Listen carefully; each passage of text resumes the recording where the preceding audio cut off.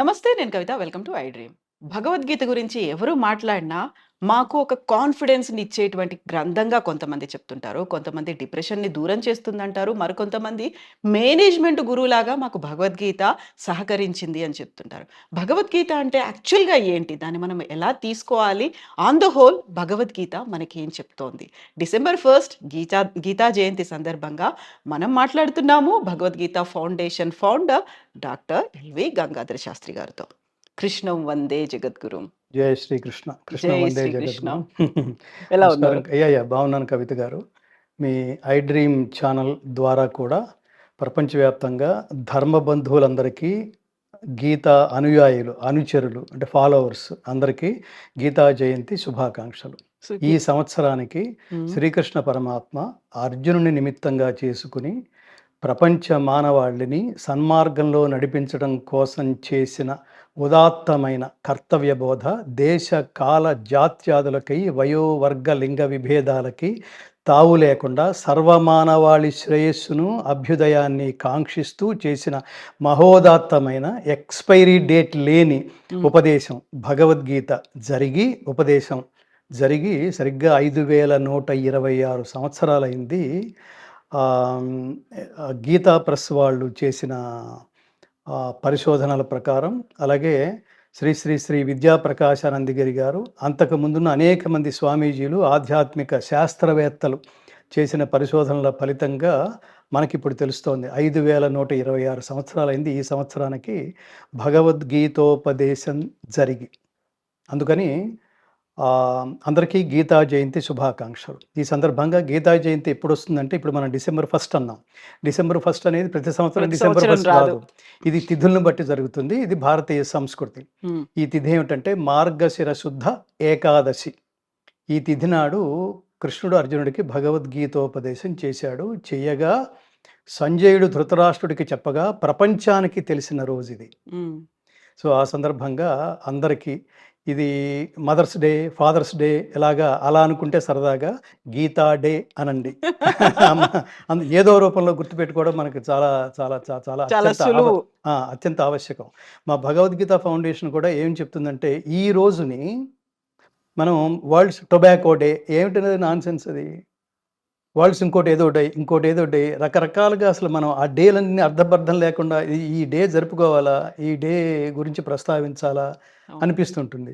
నిజంగా డే జరుపుకోవాలంటే మానవాళి శ్రేయస్సు, మనిషి జ్ఞానం ఉండాలిరా. కనీసం మనకి ఏదైనా చిరాకు వస్తే ఏమి జ్ఞానం రా అంటాం మనం, జ్ఞానంతో బతకరా అంటాం మనం చిరాకు వస్తే. అంటే అందుకని అంటే మనిషి ఎలా ప్రవర్తించాలో ఉచిత అనుచిత జ్ఞానం, ఏం చేయాలో ఏం చేయకూడదు, ఏం తెలుసుకోవాలో ఏం తెలుసుకోకూడదు, ఏం తెలుసుకుంటే మనిషి శాశ్వతుడవుతాడో, ఇవన్నీ చెప్పబడే జ్ఞానం ఒక భగవద్గీత ద్వారానే ప్రపంచానికి పంచిపెట్టబడింది.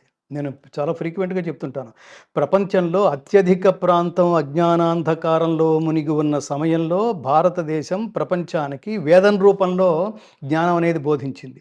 మళ్ళీ సకాలంలో దాన్ని 2 సార్లు పిండి, ఒకసారి పిండిందేమో ఉపనిషత్తులైంది, ఇంకోసారి మళ్ళీ ఆ ఉపనిషత్తులన్నీ పిండి భగవద్గీత రూపంలో ఇంకా చాలా సంక్షిప్తంగా, నాన్న ఇది ఒక్కటి చదివితే గీత సుగీత కర్తవ్యా కిమన్యై శాస్త్ర విస్తరై యా స్వయం పద్మనాభస్య ముఖ పద్మ వినిశ్రుత అంటాడు.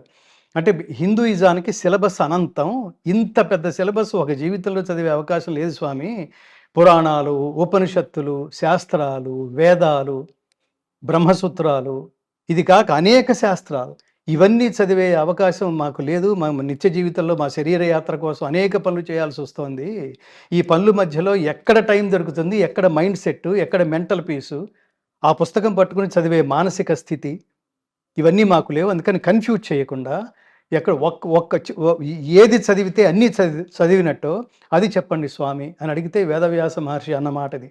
గీత సుగీత కర్తవ్య కిమన్యై శాస్త్ర విస్తరై యా స్వయం పద్మనాభస్య, అంటే సాక్షాత్తు పరమాత్ముని ముఖపద్మం నుండి సకాలంలో వెలువడిన మహోత్కృష్టమైన దివ్య సందేశం సర్వమానవాళి కోసం ఉద్దేశించబడిన అభ్యుదయ నిశ్రేయస మార్గాలని మహోదాత్తమైన పద్ధతిలో అర్జునుని నిమిత్తంగా చేసుకుని మనందరికీ, అది కేవలం అర్జునుడికి కృష్ణుడి కంటే ఎప్పుడో దాని ఎక్స్పైరీ డేట్ అయిపోయేది.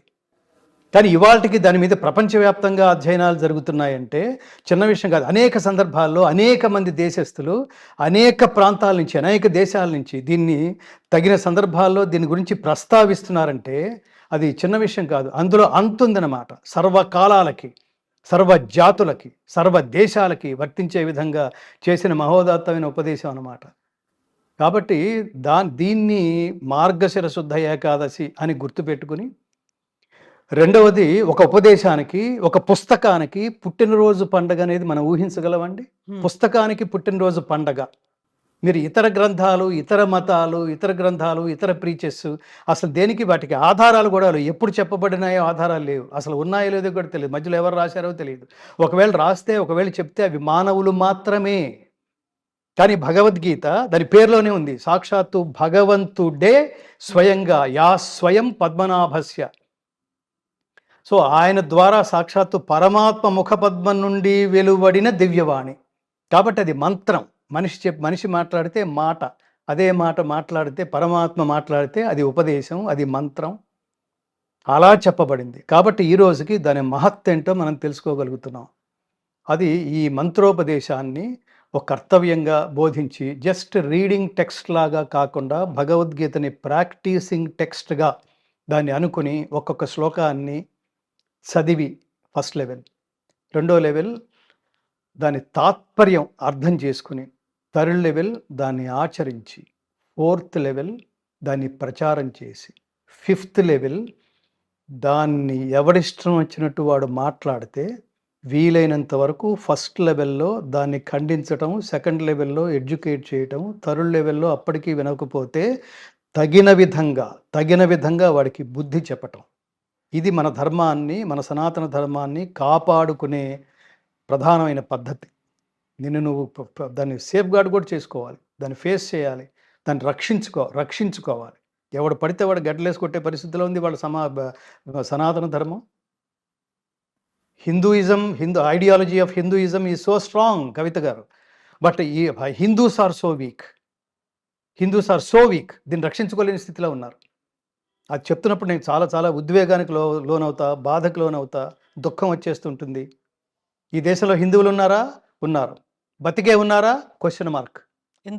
ఎందుకలా అంటే 126 మంది టూరిస్టుల్ని కాశ్మీర్లో ఈ దేశంలో, రాముడు పుట్టిన దేశంలో, కృష్ణుడు పుట్టిన దేశంలో పాయింట్ బ్లాంక్లో కనిపెట్టి, ఎవడో తెలుసు కదా, పాయింట్ బ్లాంక్లో కనిపెట్టి నువ్వు హిందువా అని అడిగి, హిందూ దేశంలో నువ్వు హిందువా అని అడిగి, హిందువునే అంటే కాల్చి చంపేశాడంటే, చంపేసినా కూడా ఒక్క హిందువు కూడా రోడ్డు మీదకి రాలేదంటే, హిందూయిజం అని ట్యాగ్ పెట్టుకుని, మేము హిందూ స్వామీజీస్ అని ట్యాగ్ పెట్టుకుని, ఒక్క స్వామీజీ కూడా రోడ్డు మీదకి వచ్చి ఏ విష్ణు సహస్రనామం, ఏ లలితా సహస్రనామం, ఏ భగవద్గీత పారాయణం పేరుతో ఒక్కొక్కరికి కొన్ని లక్షల మంది అనుయాయులు ఉన్నారు, కొన్ని లక్షల మంది భక్తులు ఉన్నారు. వాళ్ళు రోడ్డు మీదకి వచ్చేయచ్చు.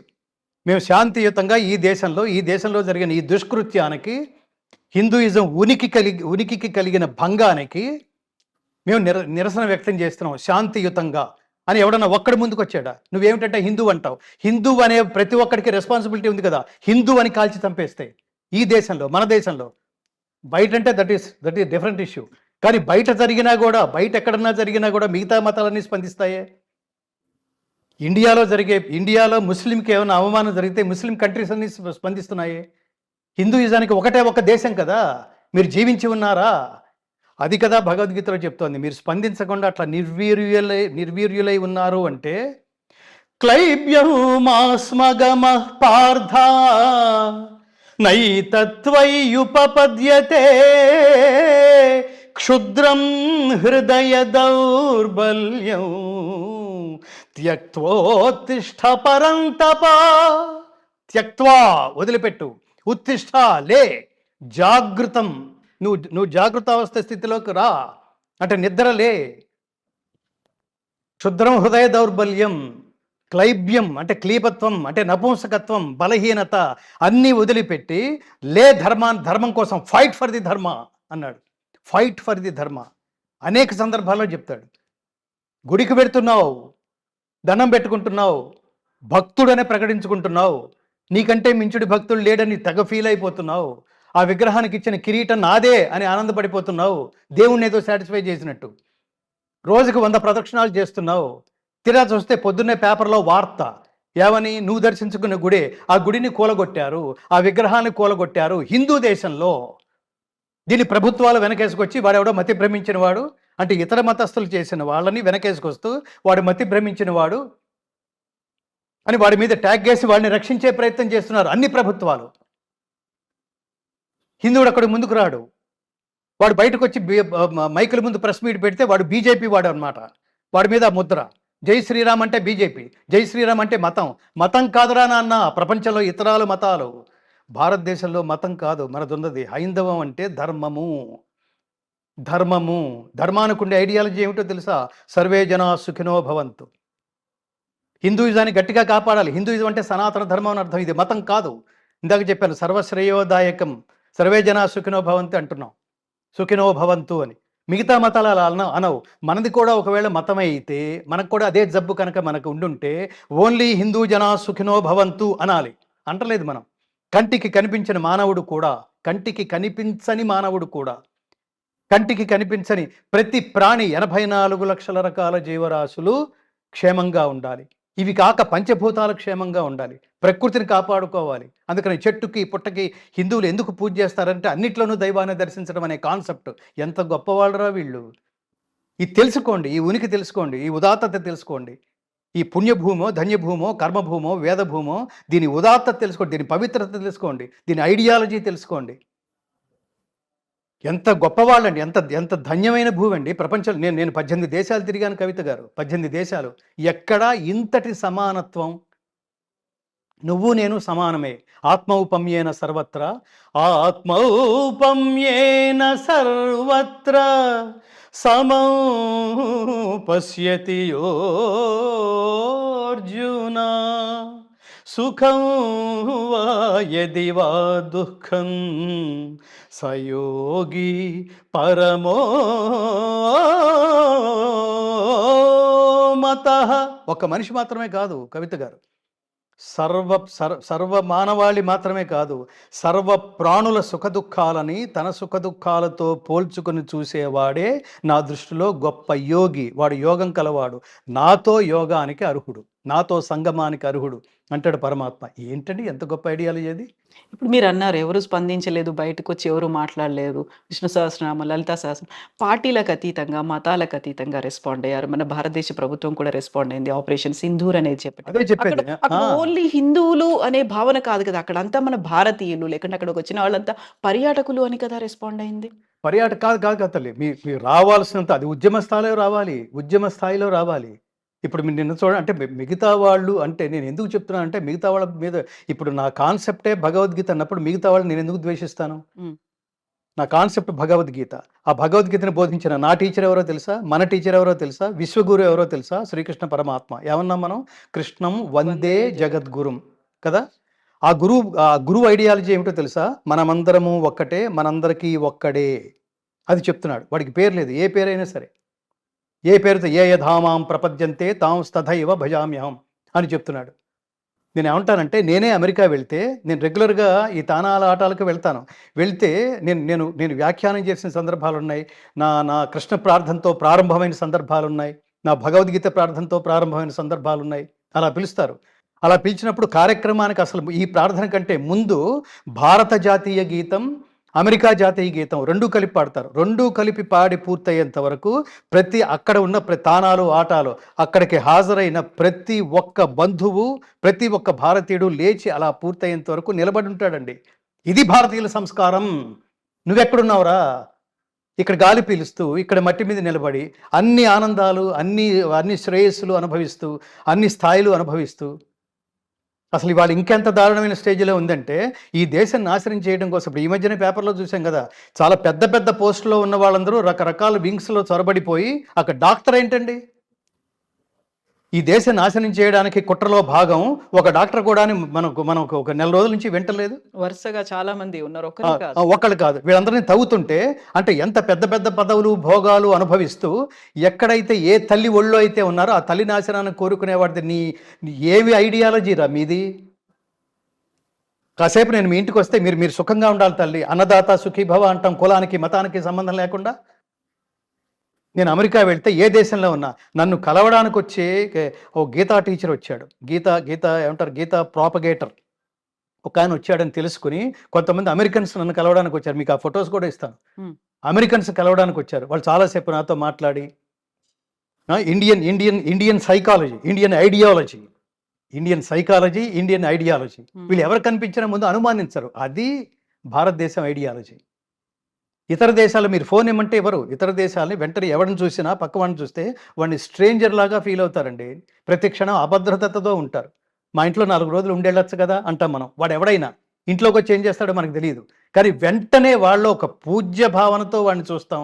వాళ్ళు దైవాన్ని చూస్తాం, స్నేహితుడిని చూస్తాం. వీడు నా స్నేహితుడు అనగానే వెంటనే కంగ్రాచులేట్ చేసి హగ్ చేసుకుని so nice of you, so kind of you అని చెప్పి మన ఇంటికి పిలుస్తాం, భోజనానికి పిలుస్తాం. వాడు ఫ్యూచర్లో తెన్నింటి వాసాలు లెక్క పెడతాడా అది మనకేమీ తెలియదు. కానీ ఎవరిని అనుమానించే సైకాలజీ కాదు. అందరిలోనూ మనం ఆర్తిగా, అందరిలోనూ మనం దైవాన్ని చూస్తాం. అది కదా ఈ దేశం.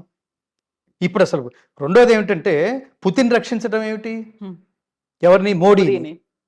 అసలు అంటే ధర్మాన్ని, దేశాన్ని, దేహాన్ని కాదు ఇది అశాశ్వతం అనుకుంటూ దేశాన్ని, ధర్మాన్ని రక్షించడం అని స్ట్రాంగ్గా ఉంటే అతన్ని అక్కడి నుంచి తీసేయడానికి ప్రపంచం అంతా స్ట్రాంగ్గా ప్రయత్నిస్తూ ఉంటుందా?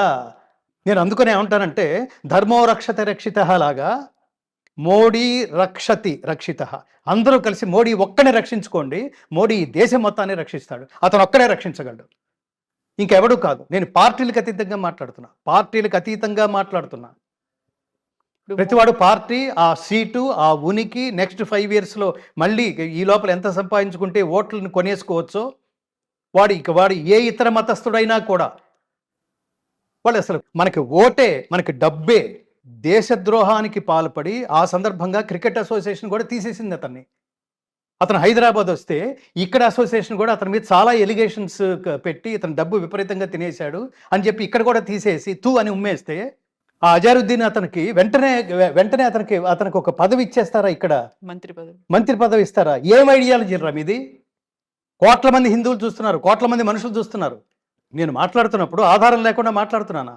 ఇప్పుడు మీరు ఇంత మాట్లాడుతున్నారు, మీ వెనకాల ఒక ముద్ర అనేది పడుతుంది. కామెంట్స్ లో కూడా అదే వస్తుంది. మీరు ఒక బీజేపీయో లేకుంటే మోదీ పర్లేదండి. నేను కాంగ్రెస్ ఏమంటాను, అది వ్యతిరేకి పర్లేదు. అనేది. నేను కాంగ్రెస్ వ్యతిరేకి ఇదంతా కాదండి. నేను ఇప్పుడు నేను మాట్లాడుతున్నప్పుడు మీరు పార్టీ అనే ఏమంటారు కర్టెన్ నుంచి చూస్తే, లేకపోతే పార్టీ అనే ఫిల్టర్లోంచి చూస్తే నేను మీకు విలన్నే, పర్వాలేదు. ఉమ్. శ్రేయాన్ స్వధర్మో విగుణః పరధర్మాత్ స్వనుష్ఠితాత్ స్వధర్మే నిధనం శ్రేయః పరధర్మో భయావహః. కృష్ణుడు ఒకడికి విలన్ అండి. So what? కృష్ణుడు ఒకడికి విలన్ అయినంత మాత్రాన కృష్ణుడు విలన్ అయిపోడు. వాడి క్యారెక్టర్ అదని అర్థం, వాడి ఐడియాలజీ అని అర్థం, వాడికి మంచితనం పడదని అర్థం. ఇక్కడ నేను కూడా అంతే. నేను పార్టీకి నేను ధర్మం గురించి మాట్లాడుతున్నా. ఆ ధర్మాన్ని ఎవడైతే రక్షించాలనే దీంతో ముందుకు వస్తున్నాడో, రక్షిస్తున్నాడో వాడు నాకు దైవం. వాడు ఎవడైనా కూడా. నేను కాంగ్రెస్కు ఓటుకు వేసిన నాకు ఓటు వేసే హక్కు నాకు ప్రారంభమైన రోజుల నుంచి ఈ రోజుల వరకు చూస్తే నేను కాంగ్రెస్కు ఓటేసిన సందర్భాలు కూడా ఉన్నాయి. మీరు ఇదేంట్రా ఈ ఓటు బ్యాంకు దరిద్రం ఏంటి అంటున్నా. నేను మంచివాడికి ఓటేస్తా. రెండోది ఏంటో తెలుసా అండి, ఎలక్షన్స్ వస్తే నేను ఎవరికి ఓటు వేసినప్పటికీ నేను పరమాత్మను ఏం ప్రార్థిస్తానో తెలుసా అండి. నేను అంటే ఏ దృష్టితో ఇప్పుడు ఈ టైంలో ఈ ఎమోషన్లో నేను ఏ దృష్టితో ఓటు వేశానో పరమాత్మ నాకు తెలియదు. నా ఓటు మురిగిపోయినా పర్వాలేదు, నా ఓటు పాడైపోయినా పర్వాలేదు. కానీ ఎవరిని గెలిపిస్తే రాష్ట్రం అభ్యుదయ పథం వైపు నడుస్తుందో వాళ్ళని గెలిపించు పరమాత్మ. నేను కోరుకునేది ఇది. అక్కడ బీజేపీ కాదు, అక్కడ కాంగ్రెస్ కాదు, అక్కడ బీఆర్ఎస్ కాదు. నేను కల్వకుంట్ల చంద్రశేఖరరావు గారికి నేను ఓటు వేశా. నేను ఒక సంవత్సరం. ఆయన ఏం బీజేపీ కాదే. ఎందుకు వేశాను?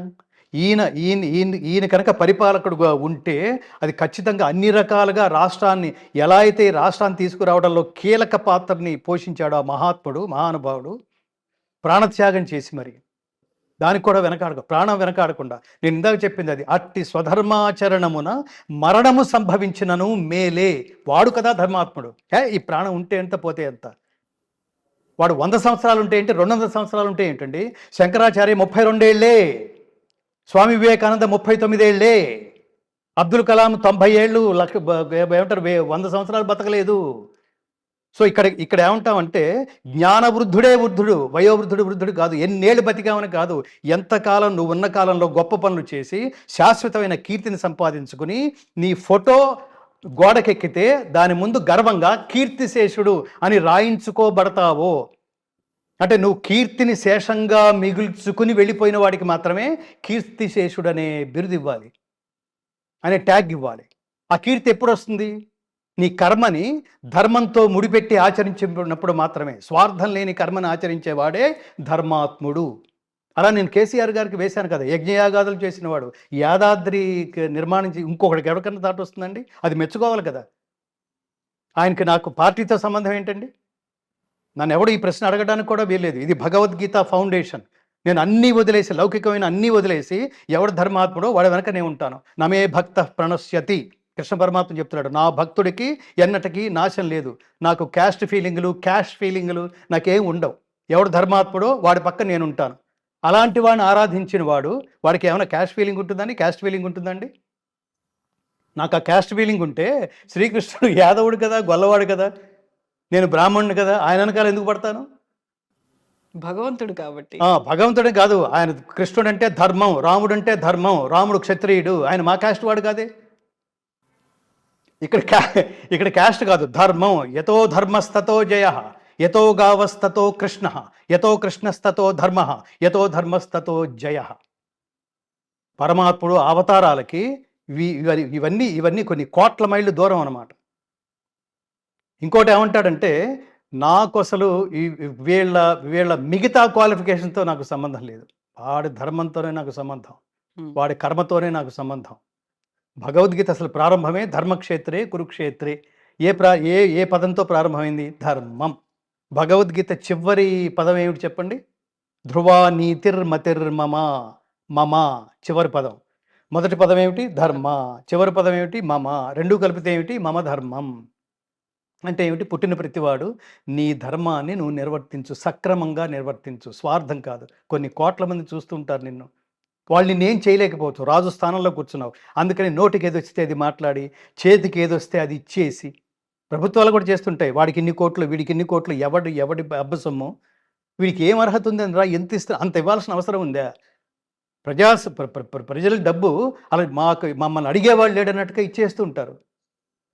ఎవరికి అర్హత? అందుకనే God gives you what you deserve, not what you desire. ఇది గుర్తుపెట్టుకోవాలి. పరమాత్ముడి సిద్ధాంతం దేవుడు కోరికని బట్టి కాదు, అర్హతని బట్టి ఇస్తాడు. ఇది గుర్తుపెట్టుకోవాలి. రాజులు ఎవరు? ముఖ్యమంత్రులు ఎవరు? ప్రధానమంత్రులు. ఆలోచించేవాళ్ళు. డబ్బు ఉంది కాబట్టి నేను ఏది అనుకుంటే అది చేసేస్తాను అనుకుంటే కుదరదు. సో నువ్వు కూడా అర్హతని బట్టి ఇవ్వాలి. ఎందుకు ఇవ్వాలంటే, నాన్ ఋషి కురుతే కావ్యం నా విష్ణు పృథివీపతి. విష్ణు అంశ లేకపోతే వాడు ప్రభువు కాలేడు. ఇవాళ రోజుల్లో రాజులు విష్ణుమూర్తి అంశతో ఉద్భవించిన వాళ్ళే ముఖ్యమంత్రులు. అంటే ముఖ్యమంత్రులు, మంత్రులు, ఎమ్మెల్యేలు, కార్పొరేటర్లు, పరిపాలకుల స్థితిలో ఏలుబడి చేసే దృష్టిలో ఉన్న ప్రతి ఒక్కడు దైవ సమానుడే. అలా అనుకున్నప్పుడు వాళ్ళు తప్పులు చేస్తున్నారు, అది తెలియక వాళ్ళు దైవ సమానులని మనం చెప్తున్నాం కదా. నేను దైవ సమానుని, నేను అబద్ధం చెప్పకూడదు, ఈ మాటలతో నేను ఈ పదవిలోకి వచ్చాను, పదవిలోకి వచ్చిన తర్వాత నా స్వార్థం కోసం పదవిలోకి వచ్చాను, కానీ ఈ మాటలను నేను నిలబెట్టుకోవాల్సిన అవసరం లేదు అని అహంకరించామనుకో, ఆ దెబ్బ సెకండ్ హాఫ్లో దారుణంగా పడుతుంది. నేను ఎప్పుడు చెప్తుంటాను, life is also like a cinema second half hit అయితేనే హిట్, సెకండ్ హాఫ్ బాగుండకపోతే ఫ్లాప్. రాజకీయం కానీ, జీవితం కానీ ఇవి కూడా అంతే. ఫస్ట్ హాఫ్ నీ ఇష్టం, సెకండ్ హాఫ్ సరిగ్గా లేదనుకో, ఫస్ట్ హాఫ్లో ఎక్స్పీరియన్స్ గెయిన్ చేస్తావు, ఫస్ట్ హాఫ్లో what to do what not to do తెలుసుకుంటావు. తెలుసుకుని సెకండ్ హాఫ్లో వాట్ టు డూ అనేది ఏదైతే డిసైడ్ చేసుకుంటావో అది ఖచ్చితంగా దాన్ని అమలుపరిస్తేనే జనాల దృష్టిలో నువ్వు హిట్. లైఫ్ కూడా అంతే. లైఫ్ అంతా దుర్మార్గమైన స్థితిలో ఉంటే సెకండ్ హాఫ్ దారుణం. సినిమా లాగానే లైఫ్ కూడా ఫ్లాప్. మన సినిమాల గురించి మాట్లాడుకుంటున్నప్పుడు మీరు ధర్మం ఎక్కడుంటుందో దాన్ని మీరు ఫాలో అవుతారు, ధర్మం వైపు మీరు ఉంటారు అనుకున్నప్పుడు, సినిమాలో ధర్మాన్ని మీరేం చూసారు? మీది అఖండ తాండవంలో మీ స్పీచ్ చూసాం అందులో. 'సంభవామి యుగే యుగే' అనే దాన్ని దానికి రిఫ్లెక్ట్ చేస్తూ, దానికి రిలేట్ చేస్తూ మీరు మాట్లాడారు. అందులో ఆల్మోస్ట్ 20 ఏళ్ల తర్వాత అనుకుంటా మీరు ఒక అవును. సినిమాలో, అవును. అవును ఈవెన్ కవిత ఇఫ్ ఇట్ గారు. ఈస్ భగవద్గీత శ్లోకమైనప్పటికీ సినిమాలో మీ గాత్రాన్ని మేము హ్మ్. వినబోతున్నాము. హ్మ్. హ్మ్. బట్ అక్కడ కూడా మీరు బోయపాటి సీనుకి సంబంధించో, లేకపోతే అక్కడ ఉన్నటువంటి హీరోలో, మ్యూజిక్ డైరెక్టరో వాళ్ళందరిని కూడా ధర్మం వైపు, so cinema is a commercial thing. కంప్లీట్‌గా కమర్షియల్ ఉంటుంది. అందులో ఎంత డబ్బు పెట్టారు, ఎంత డబ్బొచ్చాయి, రికార్డ్స్, కలెక్షన్స్ దీని గురించే కదా మాట్లాడుకునేది మరక్కడ. హ్మ్. హ్మ్. మీరెందుకు అంతలా ఇన్వాల్వ్ అయ్యారు? సూపర్ ఏశారుగా. దీనికి సమాధానం చెప్తాను. నాకు నిజానికి చెప్పిన వాడి క్యారెక్టరు, చెప్పిన వాడి గమనం మీద ఒక స్పష్టమైన, ఒక ఖండితమైన అభిప్రాయం ఉంటే ఈ ప్రశ్న రాదు. హ్మ్. కారణం ఏమిటంటే, నేను సినిమా పరిశ్రమలో 2006 వరకు 2006 వరకు సినిమా పరిశ్రమతో ఒక అనుబంధంలో ఉన్నవాడిని. హ్మ్. సినిమా గాయకుడిగా సినిమా ఫంక్షన్స్, సినిమా వేదికలు అవన్నీ ఉన్నవాడిని. అవి నచ్చక ఆ మార్గంలో నేను ఇమడక, ఇది మన మైండ్ సెట్‌కి, మన ఐడియాలజీకి సెట్ అవ్వట్లేదు. ఇది అంటే పూర్తిగా సెట్ అవ్వట్లేదు. మనుష్యాణం సహస్రేషు అంటాడు గీతలో. అంటే కోట్ల మందిలో ఒకడు జ్ఞానం కోసం ట్రై చేస్తాడు అని. అది ప్రతి ఫీల్డ్‌లో ఉంటుంది కవిత గారు. సినిమా అనేది తేలిగ్గా తీసేయటానికి వీల్లేదు. నాకు నేను ఇవాళ మీ ముందు కూర్చొని మాట్లాడుతున్నానంటే నా మొదటి ఇన్‌స్పిరేషన్ సినిమా.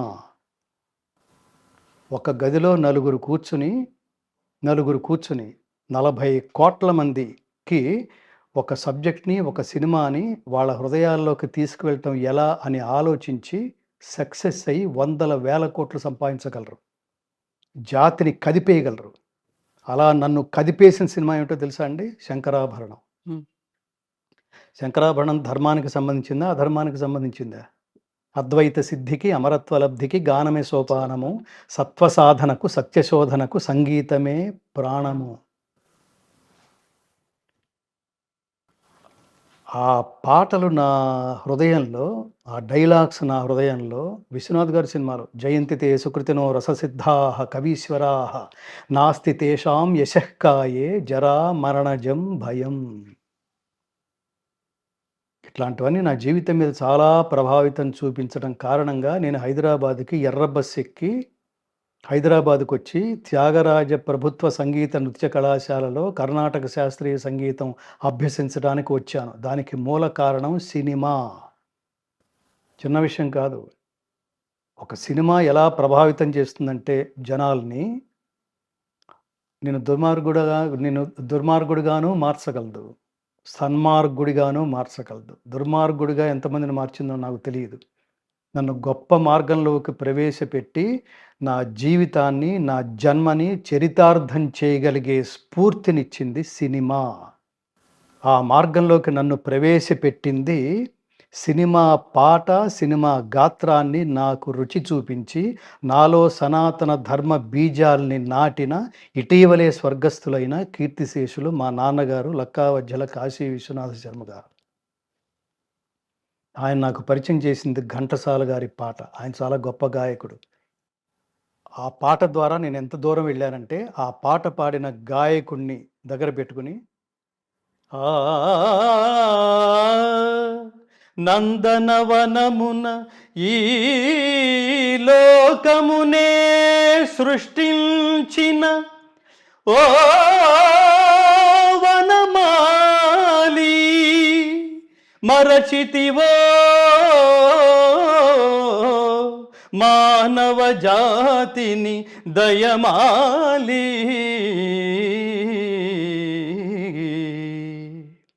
భలే భలే అందాలు సృష్టించావు, ఇలా మురిపించావు, అదే ఆనందం, అదే అనుబంధం, ప్రభో మాకేలయ్యవు. భలే భలే అందాలు సృష్టించావు. ఘంటసాల గారు. నైనం చిందంతి శస్త్రాణి నైనం దహతి పావకః న చైనం క్లేదయంత్యాపః న శోషయతి మారుతః న శోషయతి మారుతః. జాతస్య హి ధ్రువో మృత్యుః ధ్రువం జన్మ మృతస్య చ తస్మాదపరిహార్యేర్థే నత్వం శోచితుమర్హసి నత్వం శోచితుమర్హసి. అర్జున, పుట్టినవానికి మరణము తప్పదు, మరణించిన వానికి జన్మము తప్పదు. అనివార్యమగు ఈ విషయమును గూర్చి శోకింప తగదు పరంతప. దాని అర్థం చావు పుట్టుకలు కామన్, వాటి గురించి బాధపడకు. ఎప్పుడు పుట్టాలో నీ చేతిలో లేదు, ఎప్పుడు పోవాలో నీ చేతిలో లేదు, ఎవరికి పుట్టాలో నీ చేతిలో లేదు, ఎప్పుడు మరణించాలో నీ చేతిలో లేదు, ఎప్పుడు మరణిస్తావో నీకు తెలియదు. కానీ చావు పుట్టుకల మధ్యలో జీవిత ప్రయాణం ఉందే, అది మాత్రం నీ చేతిలోనే ఉంది.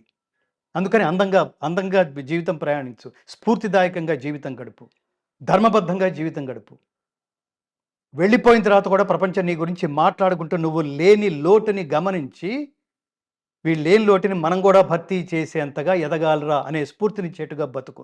ఇది కదా భగవద్గీత. ఇది సార్వజనీయంగా లేదు, ఇది మతానికి సంబంధించిన ప్రీచ్లాగా ఉందా, లేదా ఒక వర్గానికి సంబంధించి మాత్రమే చేసిన బోధలాగా ఉందా? Coming to your point. So నాన్నగారు అలా పరిచయం చేస్తే, అలా నేను ఆ సినిమా స్ఫూర్తితో వచ్చిన వాడిని. ఈ భగవద్గీత దాకా భారతదేశంలో మొట్టమొదటి సంగీత భరిత సంపూర్ణ భగవద్గీత, 700 శ్లోకాల సంపూర్ణ భగవద్గీతని హై ఎండ్ టెక్నాలజీలో రికార్డ్ చేసి, వింటుంటే దర్శిస్తున్న అనుభూతి కలిగించే సౌండ్ టెక్నాలజీలో రికార్డ్ చేసి ప్రపంచానికి అంకితం ఇచ్చిన భారతదేశపు తొలి గాయకుణ్ణి. ఈ స్థానం నుంచి మాట్లాడుతున్నా. నాకెందుకండి, నేను డబ్బు వెనకాల ఎందుకు పడతానండి? అది వద్దనుకుని కదా వచ్చింది. నెలకు 6-7 లక్షలు సంపాదించేవాడిని. అది వద్దని కదా అనుకుని కదా ఈ మార్గంలోకి వచ్చింది. ఇక్కడికి వచ్చిన తర్వాత డబ్బు వెతుక్కుంటున్నాం,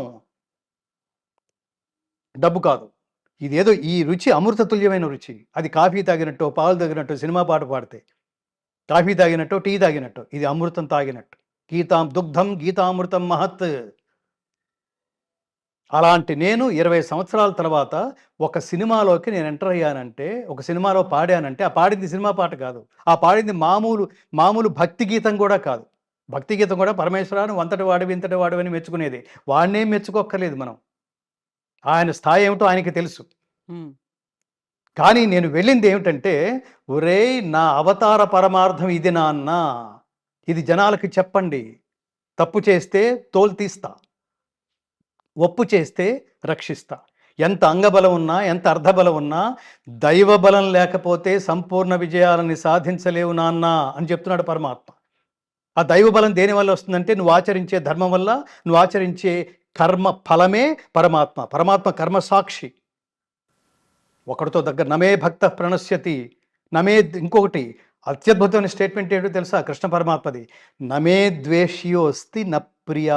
నాకు ఒకటి పట్ల ద్వేషం కానీ, ఒకటి పట్ల నిష్కారణమైన ప్రియత్వం కానీ ఉండదు.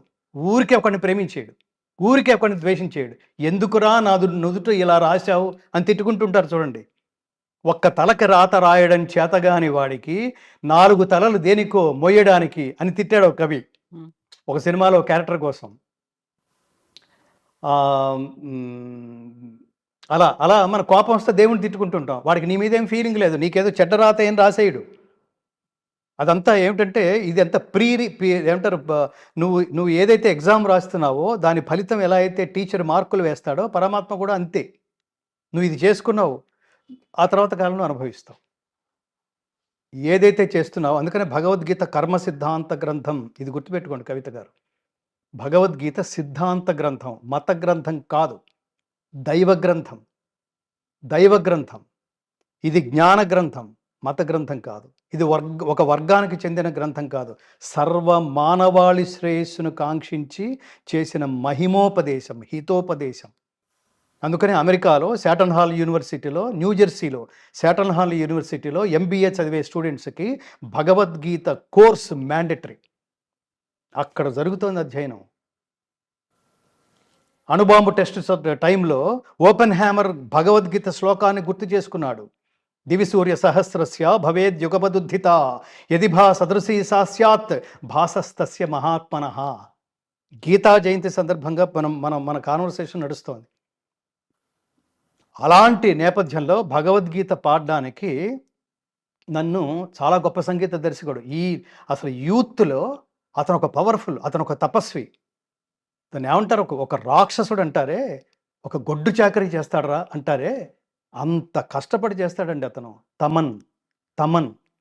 అతనితో నాకు పూర్వం చాలా కాలం నుంచి అనుబంధం ఉంది. మరణి శర్మ గారితో చాలామంది దగ్గర అతను ఒక డ్రమ్స్ ప్లేయర్, రిథమ్స్ ప్లేయర్‌గా ఉన్న రోజుల నుంచి అతని వినయం, అతని క్రియేటివిటీ, అతని ఉత్సాహం, అతని పవర్, అతని ఎనర్జీ లెవెల్స్ ఇవన్నీ మా యూఎస్ టూర్స్‌లో నేను చాలా దగ్గరుండి గమనించాను. గురుగారు, గురుగారు అంటుండేవాడు.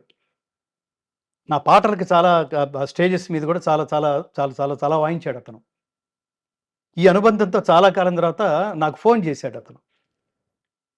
గురుగారు మీకు చిన్న చిన్న చిన్న డైవర్షను, మా సినిమాలో మీ గాత్రం కావాలి అన్నాడు అతను. అంటే నేను సినిమా దీన్ని మానేసి నేను దశాబ్దాలైంది నా యొక్క తమన్ గారు అన్నా. గురుగారు మీకు ఇది డైవర్షన్ కాదు. మీరు ఏం పాడుతున్నారో అదే పాడాలి ఇందులో అన్నాడు. అయితే నేను వచ్చేస్తానన్నా. అదే భగవద్గీత. నేను అక్కడికి వెళ్ళిన తర్వాత ఆ శ్లోకాలు చెప్పాడు అతను. ఏం శ్లోకాలు చెప్పాడంటే, పరమాత్ముడి అవతార పరమార్థముని తెలియచేసే అత్యద్భుతమైన భగవద్గీతలో 4వ అధ్యాయంలో 7, 8 శ్లోకాలు, ఆ శ్లోకాలే పాడించాడు అతను. ఇది పాడాలి గురువుగారు. నేను జస్ట్ ట్యూన్ ఇస్తాను. కానీ ఏమిటంటే, అది మీరొచ్చేసరికి దాన్ని ఒక లిప్ మూవ్‌మెంట్ ఇచ్చి రికార్డ్ చేసేసాం, షూటింగ్ చేసేసాం.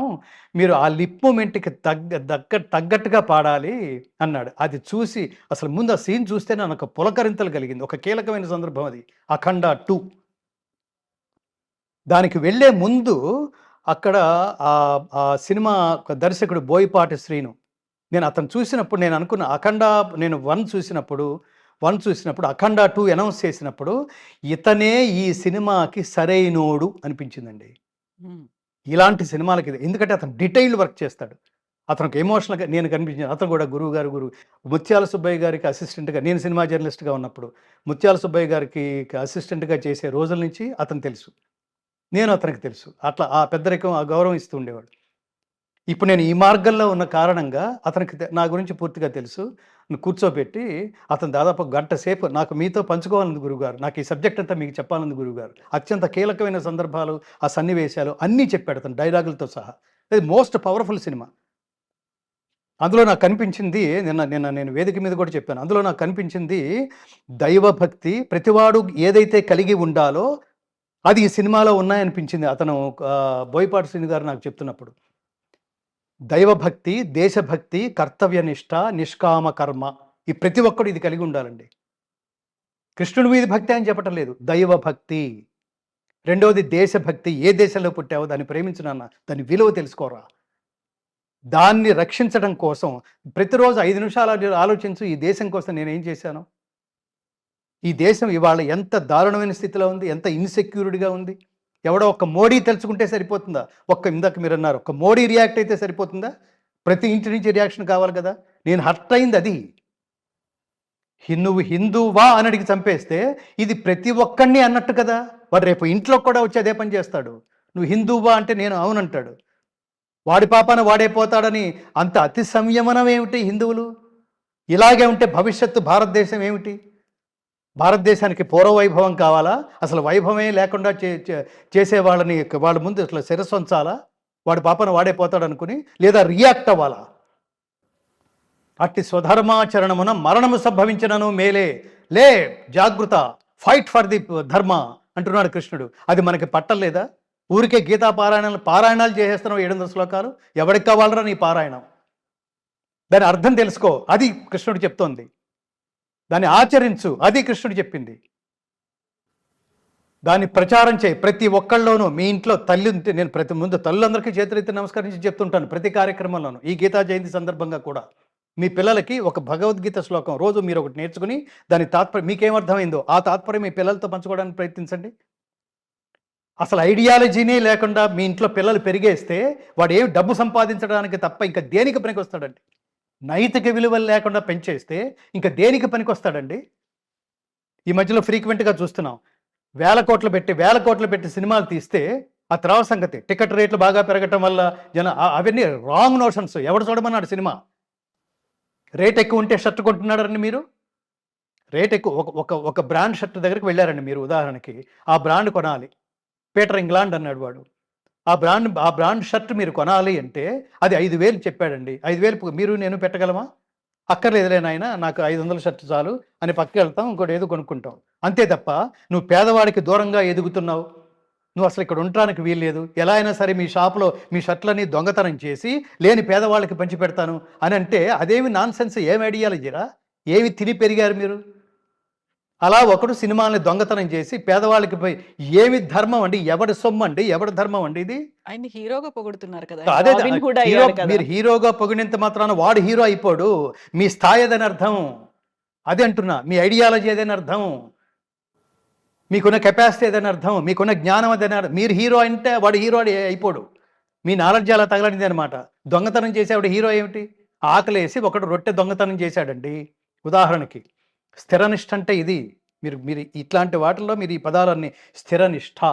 ఎన్ని కష్టాలు ఎదురైనా సరే వాడు అబద్ధం ఆడలేదు. అతని చరిత్ర మనకు తెలియట్లేదు. హరిశ్చంద్రుడు అప్పుడు సాధ్యమైనప్పుడు ఇప్పుడు సాధ్యం కాలేదండి?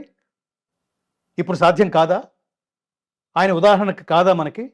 ఆచరించిన వాడు మామూలు వాడు కాదు, మహారాజు. కాటి కాపరిగా నిలబడడానికి సిద్ధపడిపోయాడు. ఎంత స్థిరనిష్ట ఉండాలండి దానికి? అలా అతను హీరో ఎలా అయిపోతాడు? ఈ దొంగతనం ఎవర్రా నిన్ను పెంచింది అది అడగాలి నిన్ను. చిచ్చి దొంగతనం చేయడం ఏమిటిరా? తప్పు చేస్తే ముందుకు కరిగే. అప్పుడు పోలీసు వ్యవస్థ ఎందుకు? ప్రతివాడు ఒక స్టోరీ చెప్తాడు. నేను ఇందాక అదే చెప్తోంది. వాడు రొట్టె కోసం ఒక దొంగతనం చేశాడు, అలా వదిలేసామనుకోండి, వాడు ఎందుకు చేసావురా అని అడిగావు, వాడు పెద్ద స్టోరీ చెప్పాడు. మన యువతలు చాలా సినిమాలో జోకులు కూడా ఉన్నాయి. వాడు స్టోరీ చెప్పగానే వీడి యువతల వాడు విలవిల్లాడిపోయి సర్లే ఇట్స్ ఓకే అన్నాడు అనుకోండి. అప్పుడు వాడు దేనికి అలవాటు పడతాడు? మన ఈ దొంగతనాన్ని కొంచెం పెంచుతాడు. ఇప్పుడు నెక్స్ట్ బ్యాంక్ దొంగతనానికి పాల్పడతాడు, ఇంకో పెద్ద స్టోరీ చెప్తాడు. ఇప్పుడు వీడు కూడా ఇప్పుడు ఈ సినిమాని వాడి పేరేమిటో, ఈ సినిమాని దొంగతనం చేసిన వాడు కూడా వాడు నీకు నీకు నీకు దీనికి ఇన్స్పిరేషన్ ఏమిటి, అసలు ఎందుకు ఇలా చేశావు అంటే, నేను కిక్ సినిమా చూశానని చెప్పాడు వాడు. కిక్ సినిమాలో వాడు కూడా బ్యాంక్ రాబరీలు చేసి ఆ రాబరీలు చేసిన డబ్బుని ఒకటి ఆపరేషన్ కోసం ఖర్చు పెట్టాట. ఏమి ఐడియాలజీరా ఇది? స్తోమత ఉంటే ఖర్చు పెడతావు, స్తోమత ఉంటే చారిటీ చేస్తావు, లేకపోతే ఉన్నంతలో చేస్తావు, అంతే తప్ప దొంగతనం మార్గం ఎలా అవుతుంది? అది అధర్మం కదా. ఇప్పుడు అదే ధర్మం అయితే ఇంకా భగవద్గీత ఎందుకు, ఇంకా పరమాత్మ ఎందుకు, ఇంకా గైడ్స్ ఎందుకు మనకి? గైడ్ కదా ఆయన. దొంగతనం అనే ఆలోచనే తప్పని చెప్తుంటే గీత, ఆలోచనే తప్పు, ఆలోచనే అధర్మం అని చెప్తుంటే వీడు ఆచరించేసి ఇప్పుడు ఎక్కడున్నాడు? అతను జైల్లో ఉన్నాడు. రోడ్డు మీద జనాలందరూ వచ్చి నిరాహార దీక్షలు చేయాలి కదా. లేదండి అతను చేసిన ధర్మమే అనగలరా? అసలు ఏ సమాజంలో ఉన్నారా మీరు? ఏది మాట్లాడితే ఏది తోస్తే అది మాట్లాడేసి దాన్ని వీడియో చేసేసి సోషల్ మీడియాలో పెడతారా? ఏది అనుకుంటే ఎంత దిగజారితే అన్ని అవకాశాలు వస్తాయని చెప్పి బట్టలన్నీ తీసేసి డ్యాన్సులు చేసి, ఆడపిల్లలండి ఎవరు చేస్తున్నారో వాళ్ళని అంటున్నా, దాన్ని సమర్థించుకుంటారా? పిచ్చి పిచ్చి డ్రెస్సులు వేసుకోవటం, మానసిక బలహీనలేమో దాన్ని ఇష్టం వచ్చినట్టుగా కామెంట్ చేయటం, మళ్ళీ ఈ కామెంట్ చేసిన వాళ్ళు రివర్స్ క్లాస్ తీసుకోవటం. మీకు అమ్మలు లేరా, అక్కలు లేరా, చెల్లెళ్ళు లేరా అంటే మన అమ్మలు అక్కలు చెల్లెళ్ళు ఇంత దరిద్రంగా కనపడరు. కనపడితే తోలు తీసేస్తాం మనం కూడా. అది వ్యాంపుల్ లక్షణం. అది అవతల వాళ్ళ మానసిక బలహీనతల్ని తన స్వార్థం కోసం క్యాష్ చేసుకోవడానికి చేసే ప్రతి స్త్రీ వేశ్యే, డౌట్ లేదు అందులో. దేనికి నువ్వు బట్టలు తీస్తున్నావు అంటే అవతల వాడిని ఏదో ఆకర్షించడానికి. తప్పు కదా అది. ఆకర్షించబడిన వాడు ఎలా ప్రవర్తిస్తాడు? జంతువులాగా ప్రవర్తిస్తాడు. దానికి ఎవరు కారణం? నువ్వే కదా కారణం. నీ తప్పు తెలుసుకోవటంలా, నువ్వు సిగ్గుపడటంలా. నేను ఎప్పుడు చెప్తుంటాను, స్త్రీ జాగ్రత్తగా ఉండాలండి. అందుకని తిట్టాలి, అందుకని ఇంకా గట్టిగా తిట్టాలి వాళ్ళని.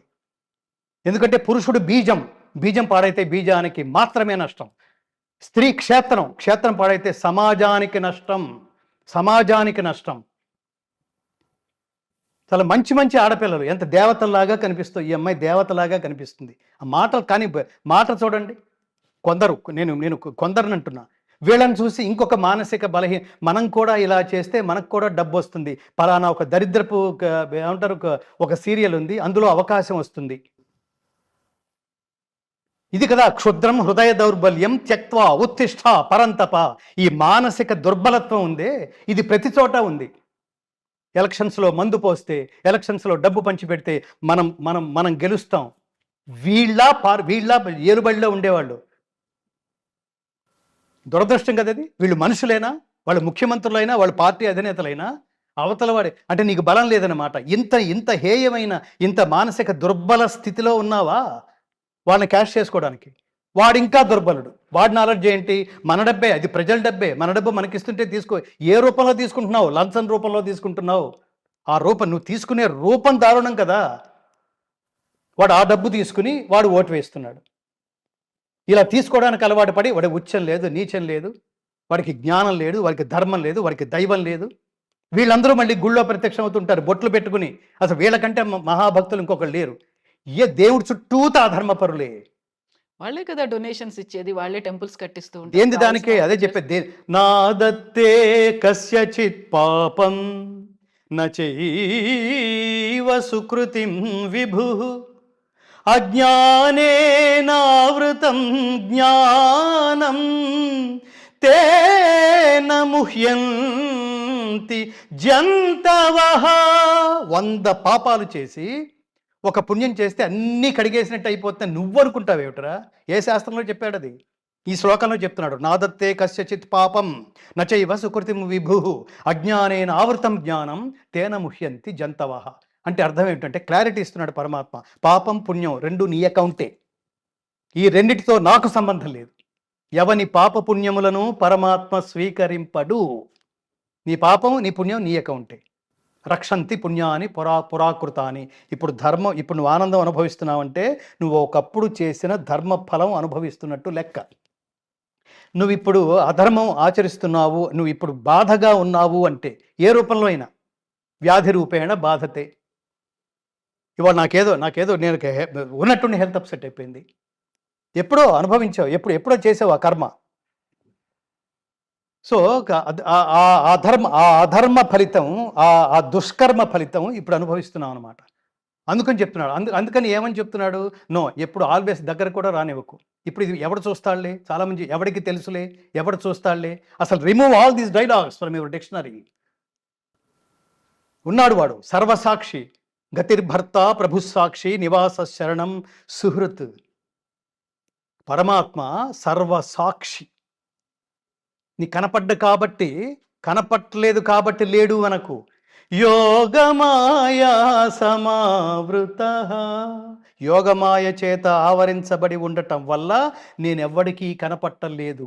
నేను కావాలని ఎవడైతే అనుకుంటాడో, దర్శించాలని ఎవడనుకుంటాడో వాడు తపస్సు ద్వారా మాత్రమే ఈ యోగమాయని ఛేదించి నా దగ్గరికి రాగలడు. రియలైజ్. ఒకడు అంటుంటాడు చూడండి, నాకు దేవుడు అంటే నమ్మకం లేదు, నేను ఇంజనీర్గా దేవుడు. నువ్వెవడరా? నువ్వు ఎంతకాలం ఉంటావురా? నువ్వు దేవుడిని నమ్మటం ఏమిట్రా? నువ్వు నమ్మటం వల్ల వాడికొచ్చే లాభం ఏమిట్రా? దేవుడికి నమ్మడం అంటే కనెక్షన్ విత్ గాడ్. వాడు మోస్ట్ పవర్ఫుల్. నేను ఎందాక చెప్పాను, నీకున్న అర్హతను బట్టి దగ్గరకు తీసుకుంటే వాడు. నీకు ఇప్పుడు అర్హత, ఆ మాట అన్నావంటే నీకేదో అర్హత లేదు. ఆ అది లేదనడానికి అర్థం ఏమిటంటే అసలు వాడి పట్ల నమ్మకం లేకపోవడమే నీకు అర్హత లేదని అర్థం.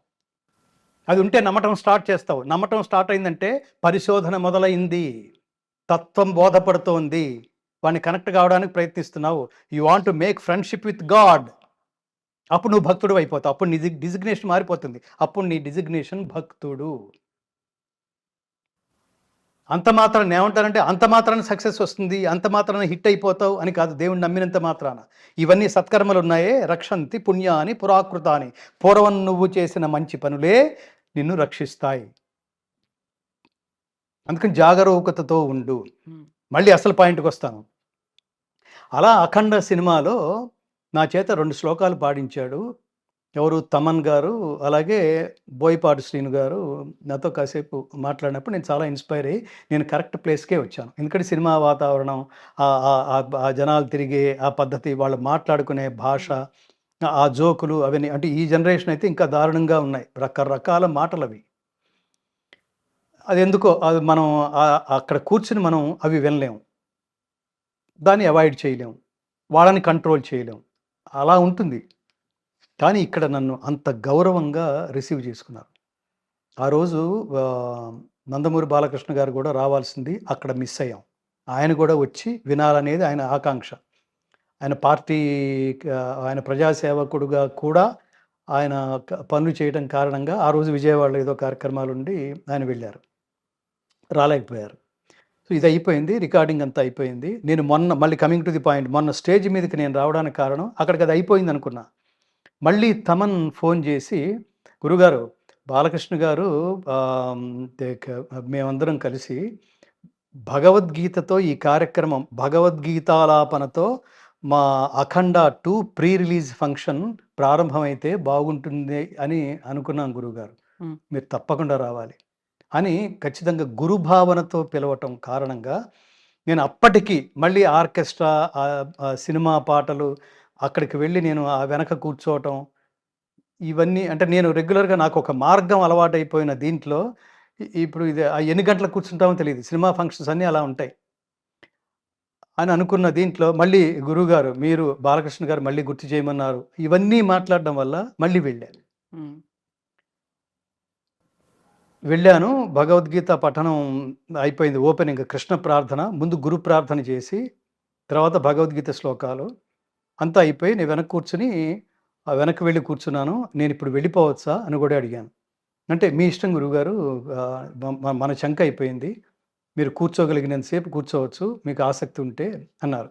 వెళ్ళిపోదామా అనుకుంటున్న టైంలో బాలకృష్ణ గారు ఒక్కసారి ఇక మిమ్మల్ని స్టేజి కిందకి పిలుస్తున్నారు అని అడిగాడు. అంటే నేను స్టేజి కిందకి వెళ్ళేసరికి ఆయన ఆయనక నేను వెళ్ళిన ప్రతిసారి నిలబడి గౌరవిస్తున్నాడండి ఆయన. హ్మ్. అది నేను మూవ్ అయిపోయాను.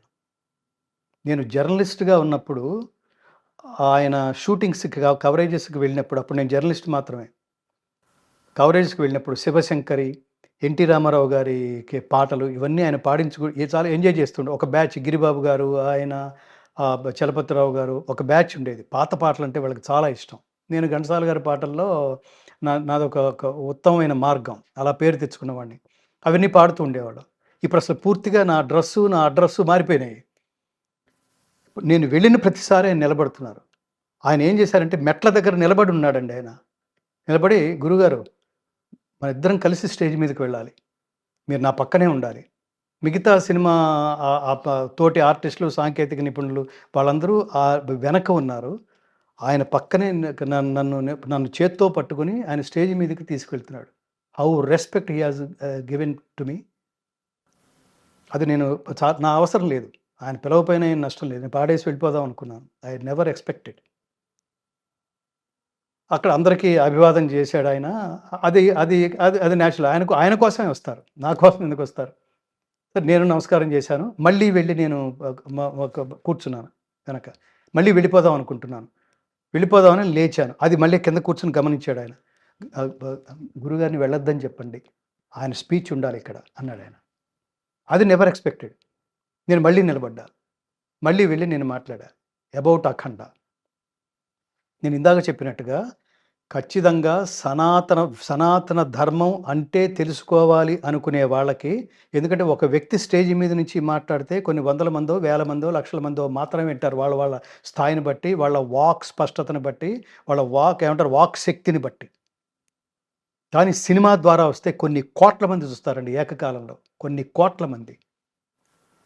అందుకని నేను డెఫినిట్‌గా దాన్ని దాన్ని చాలా చాలా బిలీవ్ చేశాను. ఆ ట్రైలర్ చూసిన తర్వాత అటు అంతకుముందు దర్శకుడు చెప్పినప్పుడు, తమన్ చెప్పినప్పుడు అసలు ఆ సినిమాలో ఉన్న రికార్డింగ్ బిట్స్, ఆ శాస్త్రాలు గాని, వేదాలు గాని, ఆ ఉపనిషత్తులు గాని, ఆ మంత్రాలు గాని, ఆ వెనకాల స్తోత్రాలు గాని అవన్నీ రికార్డింగ్‌లో పెట్టేశారు.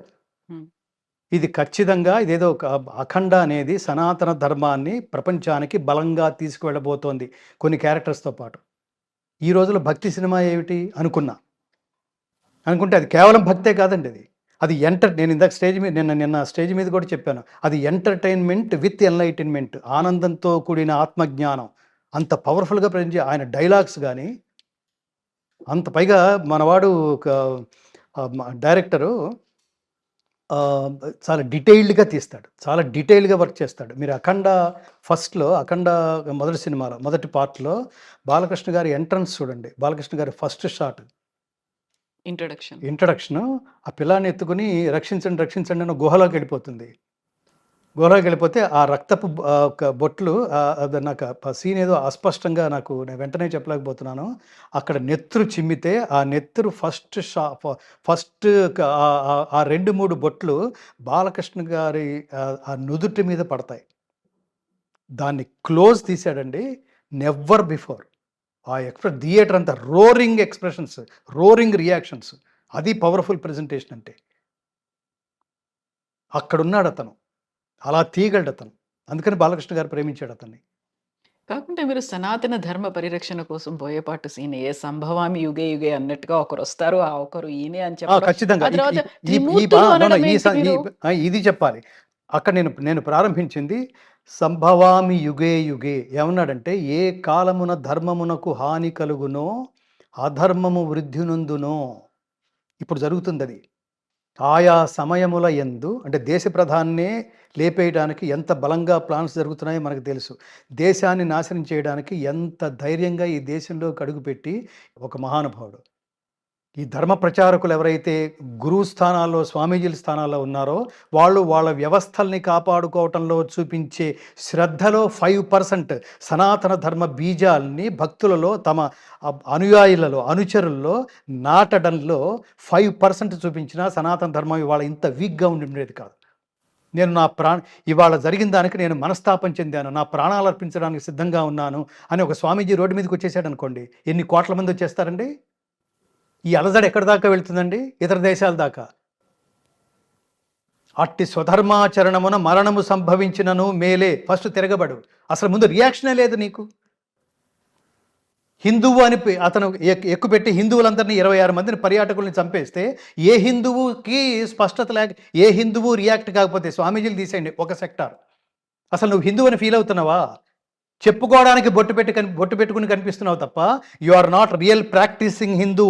మనకి ఇక్కడ కావాల్సింది ఆచరణాత్మక హిందుత్వం, ఆచరణాత్మక సనాతన ధర్మీయులు కావాలి. ఆచరణాత్మక అంటే అర్థం ఏమిటంటే, నువ్వు మీ నాన్నంటే ఊరుకుంటున్నావా?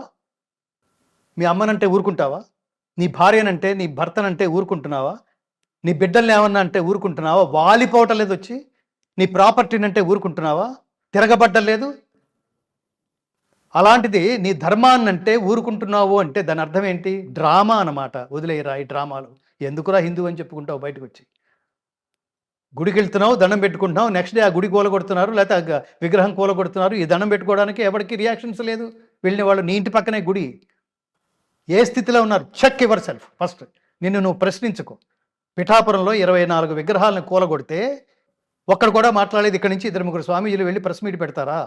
పిఠాపురంలో ఉన్న హిందువులందరూ జీవించి ఉన్నారా? క్షుద్రం హృదయ దౌర్బల్యం. ఇదేంటి మానసిక దౌర్బల్యత్వం కాదది? మానసిక దుర్బలత్వం కాదది? భగవద్గీత చదవడం కాదు, ఆచరణాత్మక భగవద్గీత అర్థం చేసుకుని ఆచరించినప్పుడు మాత్రం ఏమర్థమైంది భగవద్గీత అన్నాడు కృష్ణుడు. ఇంతసేపు చెప్పాను కదా, 574 శ్లోకాలు చెప్పాను నేను, ఏమర్థమైంది అని అడిగాడు. అంటే అర్జునుడు అన్నాడు, నష్టో మోహ స్మృతిర్లబ్ధా త్వత్ప్రసాదాన్మయాచ్యుత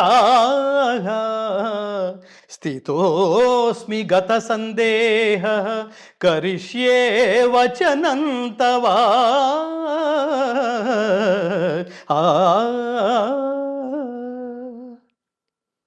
పరమాత్మ ఎంత అద్భుతంగా చెప్పావయ్యా.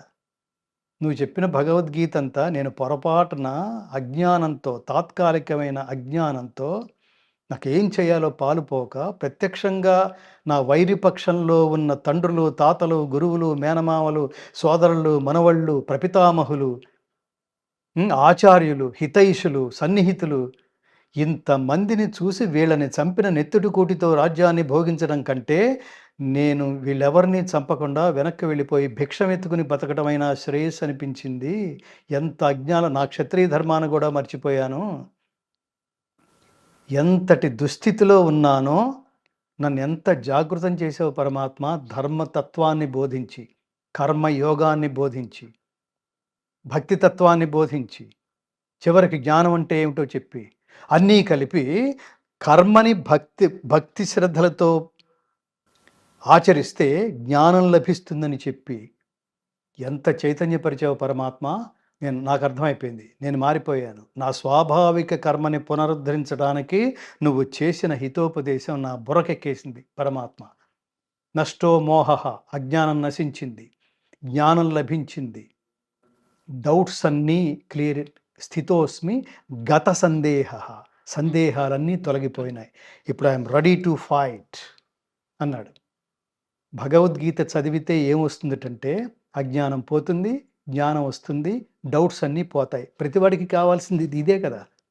ఎవడ్రా దీన్ని మతం అంది? ఎవడ్రా దీన్ని ఒక వర్గానికి అంటగడుతోంది? ఎవడ్రా హిందూ మతం అంటే ఒక వర్గానికి, ఒక దేశానికి మాత్రమే చెందిందండి? కళ్ళు తెరవండిరా హిందువులారా, సనాతన ధర్మ బంధువులారా!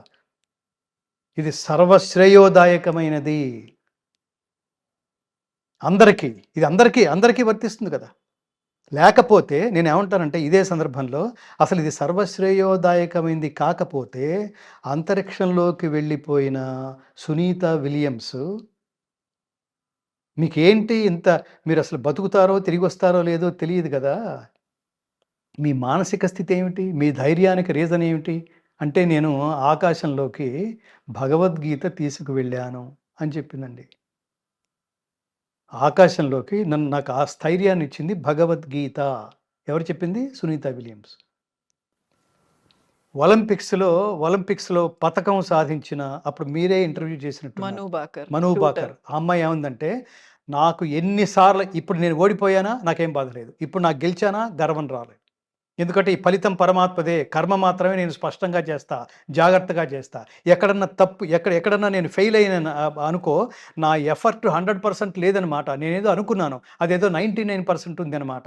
నా తపస్సు సక్రమంగా జరగలేదనమాట. ఐ విల్ ట్రై అగైన్ అనుకుంటాను తప్ప నేను ఆత్మహత్య చేసుకోను. నేను బలహీనపడను. ఇప్పుడు నేను గెలవటానికి కారణం నాకు ప్రతి క్షణం మనోధైర్యాన్నిచ్చిన భగవద్గీత ఆ! అంది ఆవిడ. ఆ మాట అన్నప్పుడు అందరూ వెల్కమ్ చేశారు. యెస్. భగవద్గీత గొప్పతనం గురించి ప్రతి ఒక్కరూ మాట్లాడారు. కరెక్ట్‌గా ఒక నెల, 2 నెలల క్రితం వుమెన్స్ టీమ్ వరల్డ్ కప్‌ని గెలుచుకుంది. అక్కడ జెమిమా రోడ్రిగ్స్ అనే ఒక క్రిస్టియన్ అమ్మాయి నేను 124 రన్స్ చాలా కీలకమైనటువంటి రన్స్ చేసినప్పుడు నా ఎదురుగా జీసస్ కనిపించారు. ఆయన ఇచ్చినటువంటి ధైర్యంతోనే నేను ఆడగలిగాను అనేటువంటి మాట. నెక్స్ట్ మ్యాచ్‌లో తను 20 ఆర్ 25 కొట్టి ఔట్ అయిపోయింది. ఇప్పుడు నీకు జీసస్ కనిపించలేదా అనే మాట చాలా వరకు క్రిటిసిజం చేశారు. అసలు జీసస్ గురించి ఆ అమ్మాయి ఎలా మాట్లాడుతుంది? ఆయన లేకపోతే ఈమె ఆడలేదా? భగవద్గీత గురించో మనం అంత గౌరవంగా, భక్తిపూర్వకంగా మనం చూసినప్పుడు, జీసస్ అనే అమ్మాయి తన నమ్మకాన్ని చెప్తే ఎందుకని యాక్సెప్ట్ చేయలేకపోయావు? ఇది చాలా మంచి క్వెషన్. అక్కడ వ్యక్తిగతంగా మాట్లాడుతోంది ఆవిడ. ఒక జీసస్.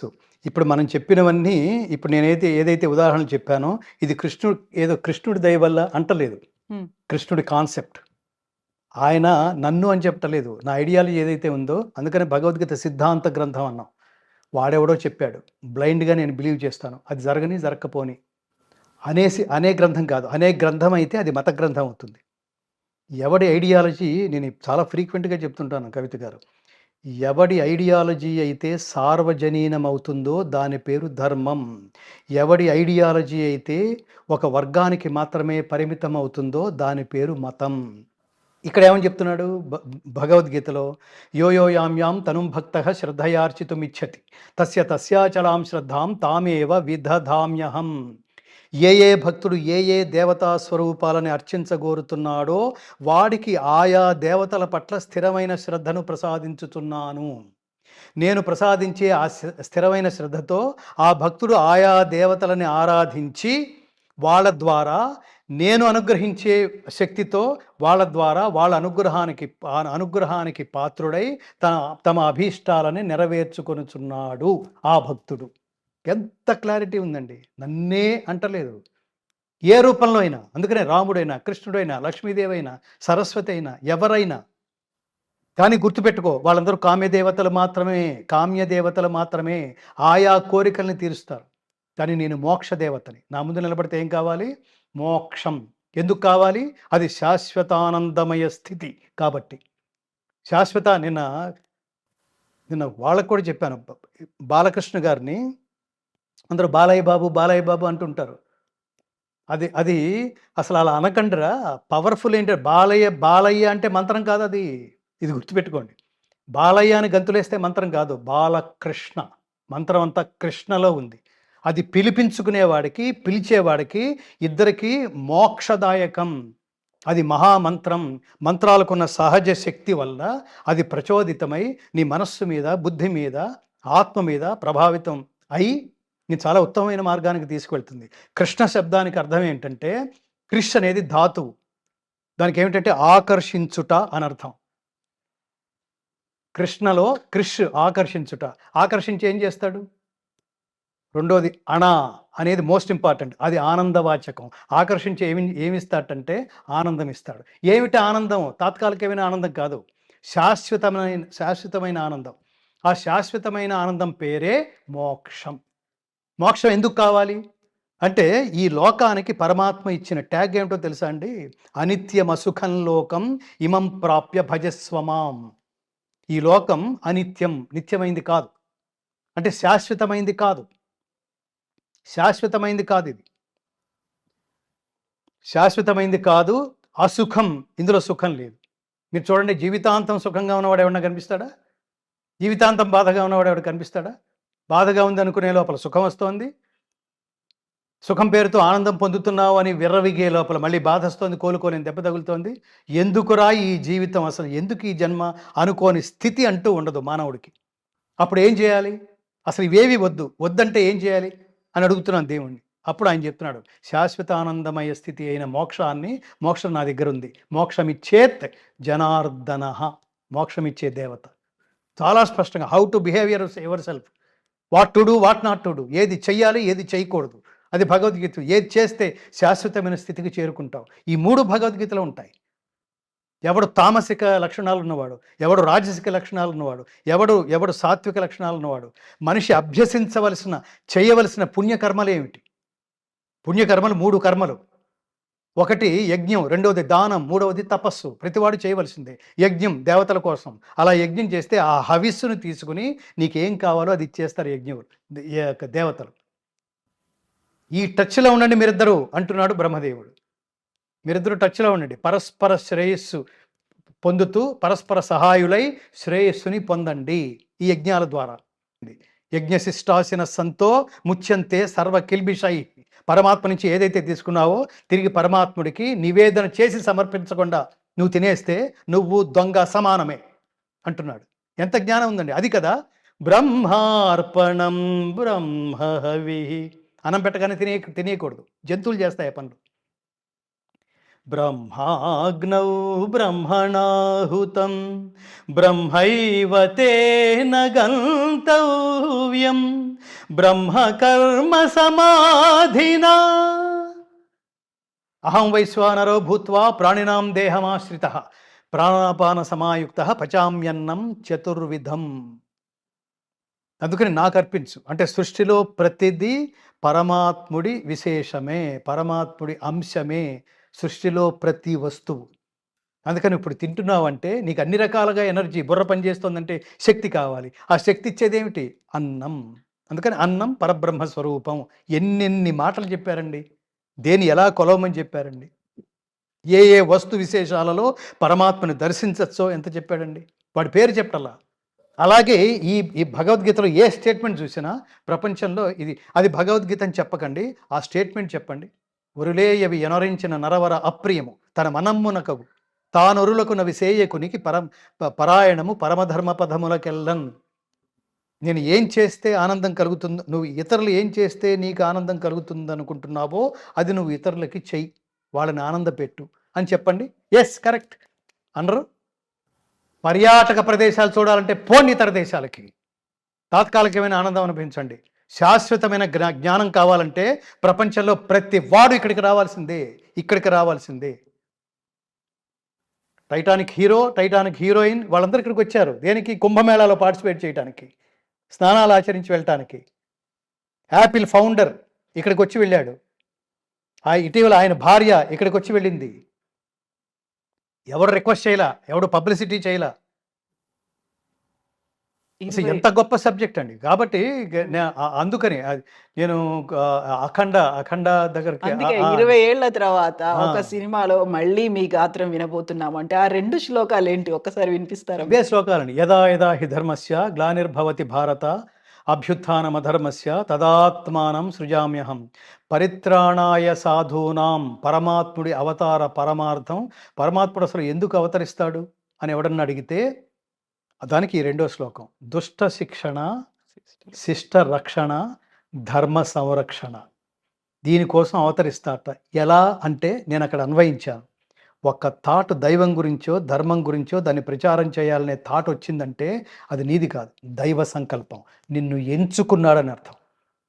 అలా ఎంచుకున్నవాడే బోయపాటి శ్రీను.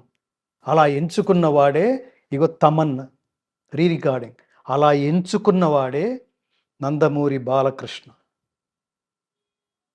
ఆయన్ని ఎందుకు ఎంచుకున్నాడంటే, నేను నిన్న స్టేజ్ మీద చెప్పింది కూడా, మా నాన్నగారు బాలకృష్ణ గారి ఫ్యాను. భలే చెప్పావు నాన్న అన్న. ఎందుకన్నానంటే, అంతకుముందు నాన్న నువ్వు బాలకృష్ణ ఫ్యాన్ ఎలా అయ్యావు? ఎన్టీ రామారావు ఫ్యాన్ అన్నావు, బాలకృష్ణకి ఎలా షిఫ్ట్ అయ్యావు ఆయనకి అంటే, ఆయన ఒక మాట అన్నాడు, ఒరేయ్ అది మామూలు గొంతు కదరా, అతని గొంతులో మాత్రమే ఆ ఫీలింగ్ కలుగుతుంది. ఇంకా ఎవరు ఆ డైలాగ్స్ ముఖ్యంగా డైలాగ్స్ అతని జనరేషన్లో ఎవరు చెప్పినా ఆ శరీరాల మీద పండదురా.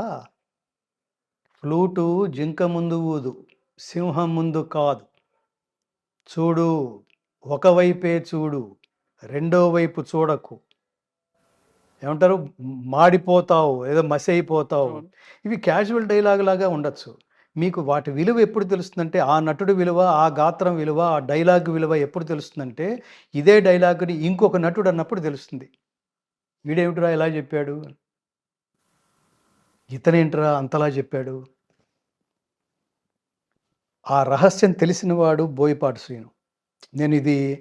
నేనేదో అతనేదో సినిమాలో పాడించాడని, నేను ఆల్రెడీ పాడినవి ఇవి. ఆల్రెడీ నేను ఈ మార్గంలో ఉన్నవాడిని. నాకేది ఇప్పుడు సినిమాలో పాటలు అవసరం లేదు. ఆ ఫీల్డ్ నేను వదిలేసో, ఆ వాతావరణాన్ని వదిలేసో 2006 అప్పుడు వదిలేసేవాడిని. ఇప్పుడు పిలిచాడు, నేను గంతులేసే స్థితిలో లేను. అతని సినిమా చూశాను, సరైనోడు, అట్లాంటి కొన్ని సినిమాలు ఏవో చూశాను. చాలా పవర్ఫుల్. ఆ సినిమాలో ఆదికి అతని పేరేంటి, ఆది పినిశెట్టి. అతను ఏం ప్రొజెక్ట్ చేశాడండి ఆ సినిమాలో అతన్ని. రెండవది ఆ సినిమాలో అల్లు అర్జున్ అసలు అంటే పవర్ఫుల్గా పిక్చరైజ్ చేయటం అన్నది. వీడితో మాట్లాడదాం వేసేయండి అంటున్నాడు అతను ఒక డైలాగు. వీడితో అయినా వీడితో ఇంత డిస్కషన్ ఏంటో వేసేయండి అని చెప్పి కాల్చి పాడేసాడు అతన్ని. చిన్న డైలాగుతో చాలా చిరాగ్గా వేసేయండి వేసేయండి అనే మాట అంత అంత ఈజీగా నేస్తాడా? అంత పవర్ఫుల్గా అల్లు అర్జున్ మీద ఆ డైలాగ్ పండించాడు అతను. వీళ్ళు దర్శకులు కాదు, దార్శనికులు. ఎందుకంటే దీని ఇంపాక్ట్ ఎలా ఉంటుందో వీళ్ళకి తెలుసు. కె విశ్వనాథ్ గారు, త్రివిక్రమ్ శ్రీనివాస్ ఈ డైలాగ్ పడితే ఎలా ఉంటుందో కళ్ళు మూసుకుని ఆడియన్స్ మధ్యలో కూర్చుని, సినిమా రిలీజ్ అయిపోయిన తర్వాత ఆడియన్స్ మధ్యలో కూర్చుని వాళ్ళు ఇప్పుడే దర్శించగలరు. సో అట్లా ఆయన ఫ్లూటు జింక ముందు ఊదు, సింహం ముందు కాదు అని అనగలరా? ఇది కాక జయంతితే సుకృతినో రససిద్ధాః కవీశ్వరాః నాస్తి తేషాం యశఃకాయే జరా మరణజం భయం. శ్లోకం చెప్పగలడు అతను. వాగర్ధ విభసంపృక్తౌ వాగర్ధ ప్రతిపత్తయే జగతః పితరౌ వందే పార్వతీ పరమేశ్వరౌ. మహాప్రాణాలు, ఒత్తులు, ఇవన్నీ అతనికి ఏదో పూర్వజన్మ సుకృతం. బాలకృష్ణ గారికి ఏదో పూర్వజన్మ, అది మామూలుగా లభించదు. నేను జర్నలిస్ట్గా ఉన్న కాలంలో రోజు ఇంటర్వ్యూ కోసం వెళ్తే, రేపు పొద్దున 8 గంటలకి గంగాధర్ గారు మనం కలుసుకో, 8 గంటలకి అన్నాడు. 8 గంటలకు వెళ్ళి తలుపు కొడితే రండి అంటున్నాడు ఆయన. అనగానే తలుపు తోశాను. అది మనిషి కనపడ్డు, లోపలంతా పొగుంది, చుట్టూతా పొగుంది, ఆయన కనపట్టలేదు. ఒక సాంబ్రాణి పొగలో అతను ఒక తపస్సులో ఉన్నాడు అతను. నేను ఎప్పుడైతే తలుపు తోశానో ఆ చప్పుడు విని ఫ్యాన్ వేశాడు. ఆ పొగ విచ్ఛిన్నమై సినిమాలో ఎలివేషన్ అక్కడ అలా కనపడ్డాడు. అది ఎర్లీగా లేవటం, ఆ దైవదత్తమైన ఏమంటారు, ఆ తపస్సో, పూజో, నిష్టో, ముహూర్తమో, శబ్దమో, తెలివి యొకంత లేనియడ తృప్తుడనై కరిభంగి సర్వమున్ తెలిసి తినంచు గర్వితమతిని విహరించితి తొల్లి. ఇప్పుడు ఉజ్వలమతులైన పండితుల సన్నిధి నించుక బోధశాలినై తెలియని వాడనై మెలంగితి గతమయ్య నితాంత గర్వమున్ అని చెప్తున్నాడు అతను. అంటే శ్లోకం చెప్పగలడు. ఇది భారతీయ వాంగ్మయం. ఒక వ్యక్తి నాల్క పైన శ్లోకం కానీ, పద్యం కానీ, వాంగ్మయం కానీ తాండవిస్తోందంటే అది ఖచ్చితంగా దైవాంశ సంభూతుడైతే తప్ప సాధ్యం కాదు. మేము ఎన్టీఆర్ నుంచి నేర్చుకున్నామండి భాషా సౌందర్యం, ఘంటసాల గారి నుంచి. సుధా సముద్రాంత హృద్యన్మణి ద్వీప సమరూఢ బిల్వాటవీ మధ్య కల్పద్రుమా కల్ప కాదంబ కాంతారవాస ప్రియే కృత్తివాస ప్రియే సాదరారబ్ధ సంగీత సంభావనా సంభ్రమాలోల నీపస్రగాబద్ధ చూళీ సనాధత్రికే సానుమత్పుత్రికే శేఖరీభూత సీతాంశురేఖా మయూఖావళీనద్ధ సుస్నిగ్ధ నీలాలక శ్రేణి శృంగారితే లోక సంభావితే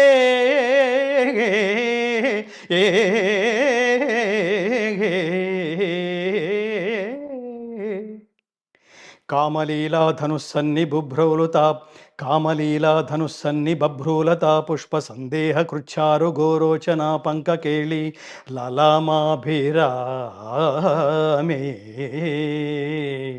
సురామే రమే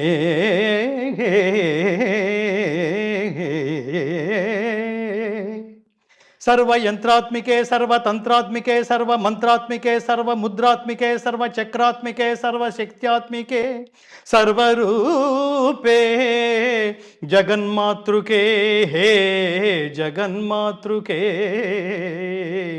पाहि मां पाहि मां पाहि पाहि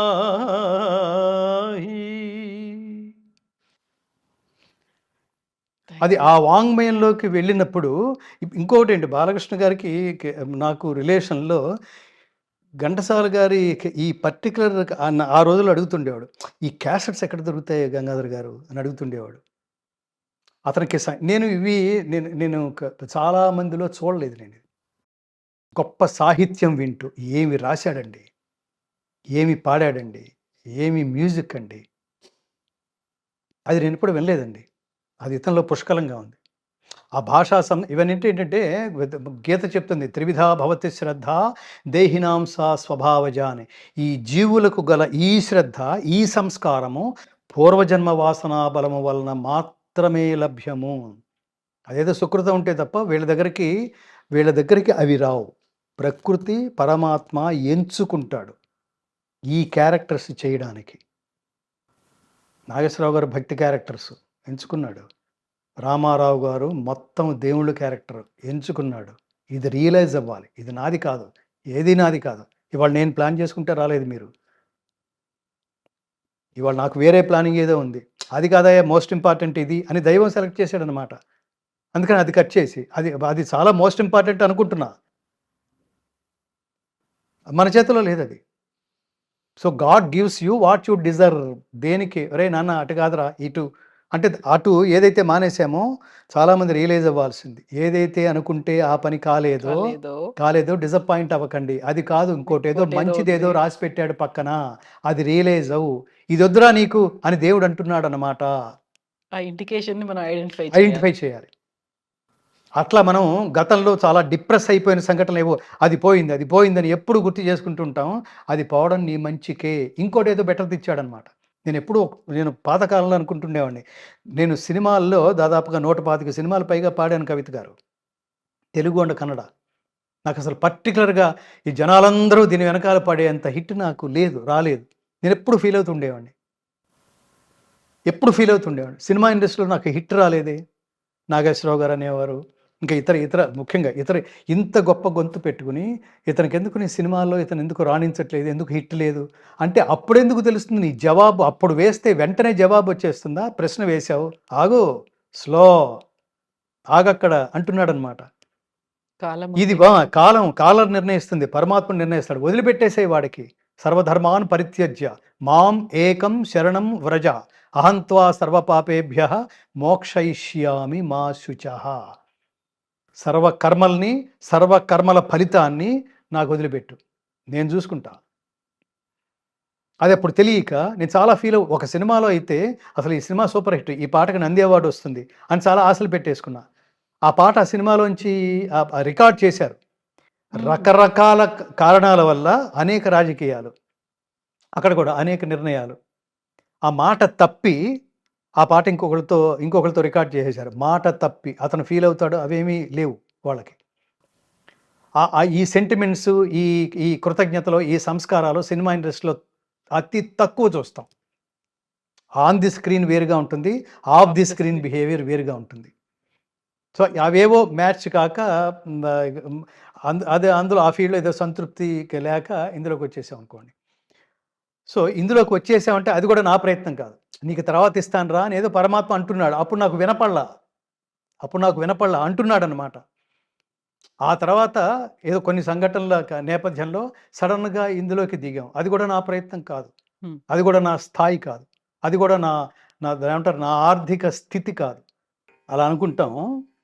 సో, అప్పట్లోనే ఈ దాసనారాయణరావు నిజంగా నేను సినిమా గాయకుడిగా ఈ సినిమా పరిశ్రమలోకి అడుగుపెట్టడానికి ప్రధానమైన కారణం దాసనారాయణరావు గారు.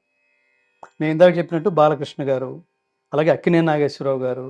సో, వీళ్ళు నేను ఈ ఇంటర్వ్యూస్ కోసం వచ్చినప్పుడు వాళ్ళు ఖచ్చితంగా గంగాధర్ గారు మీరు ఒక పాట పాడితేనే ఇంటర్వ్యూ ఇస్తాం. ఓకే. మంచి కండిషన్. మంచి కండిషన్. రాజేంద్ర ప్రసాద్ ఇట్లా చాలామంది. అలాంటి సమయాల్లో బాలకృష్ణ గారు ఫ్రీక్వెంట్‌గా నాతో పాడించుకున్న ఈ పాటలు, ఆయనకి పద్యాలంటే కూడా చాలా ఇష్టం. ఆ పాటల్లోనేమో శివశంకరి. పద్యాల్లో ఆయనకి బాగా ఇష్టం 'పాండురంగ మహత్యం' సినిమాలో తల్లిదండ్రులని నిరాదరణకి గురి చేసి, ఆ తర్వాత పశ్చాత్తాపంతో వాళ్ళ పాదాలపైన పడి క్షమించమని వేడుకునే ఎన్టీ రామారావు గారి రసార్ద్రమైన ఘట్టం అది. చాలా విషాదమైన కరుణరసమైన ఘట్టం అది. అందులో ఘంటసాల గారు పాడింది. ఆయన మాత్రమే నేను ఎప్పుడూ చెప్తుంటాను. చాలామంది పాడితే నటిస్తున్నట్టుంటుంది పాటల్లో కూడా. ఘంటసాల గారు పాడితే తానే అదై పాడుతున్నట్టుంటుంది. సందర్భమే తానై, ఆ గానమే తానై, ఆ జీవమే తానై, అది నేను గ్రహించటం వల్ల భగవద్గీత మార్గం దాకా అదేమంటారు ఆర్ద్రత భగవద్గీత గానం దాకా తీసుకువెళ్ళింది. అది ఏ పాదసీమ కాశీ ప్రయాగాది పవిత్ర భూముల కన్న విమలతరము, ఏ పాద పూజ రమాపతి చరణాబ్జ పూజల కన్నను పుణ్యతమము, ఏ పాద తీర్థము పాప సంతాపాగ్ని ఆర్పగా జాలినామృత ఝరము, ఏ పాద స్మరణ నాగేంద్రశయను ధ్యానము కన్నను మహానందకరము, అట్టి పితరుల పద సేవాత్మమరచి ఇహ పరమ్ములకెడమై తపించువారి కావగలవారు లేరు ఈ జగాన వేరే, నన్ను మన్నించి బ్రోవుమో అమ్మా నాన్న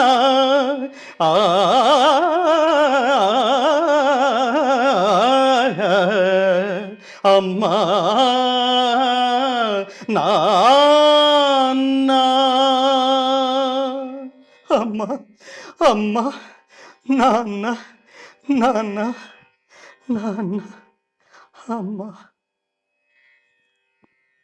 అది ఆయన చాలా ఆర్ద్రంగా రిసీవ్ చేసుకుంటుండేవాడు. అంత రసార్ద్రమైన ఈ పద్యాన్ని.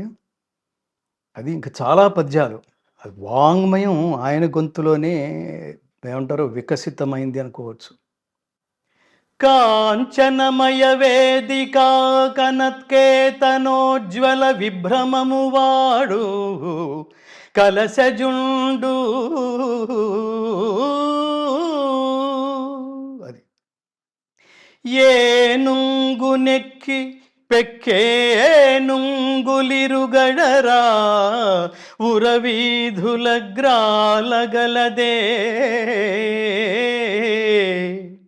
మణిమయం బైన భూషణ జాలముల నొప్పి యొడ్డోలగంబున నుండగలదే. ఈ పద్యాలన్నీ వాంగ్మయంతో పాటు మనం సంగీతం సాహిత్యం, నేను పర్టికులర్గా చెప్తుంటాను ఫ్రీక్వెంట్గా, ఘంటసాల గారి పాటలో ఏముంది, ఆయన పాటలు వింటే ఏం నేర్చుకోవచ్చు అంటే, చాలామంది పాటలు విన్నప్పుడు పాటలే వస్తాయి.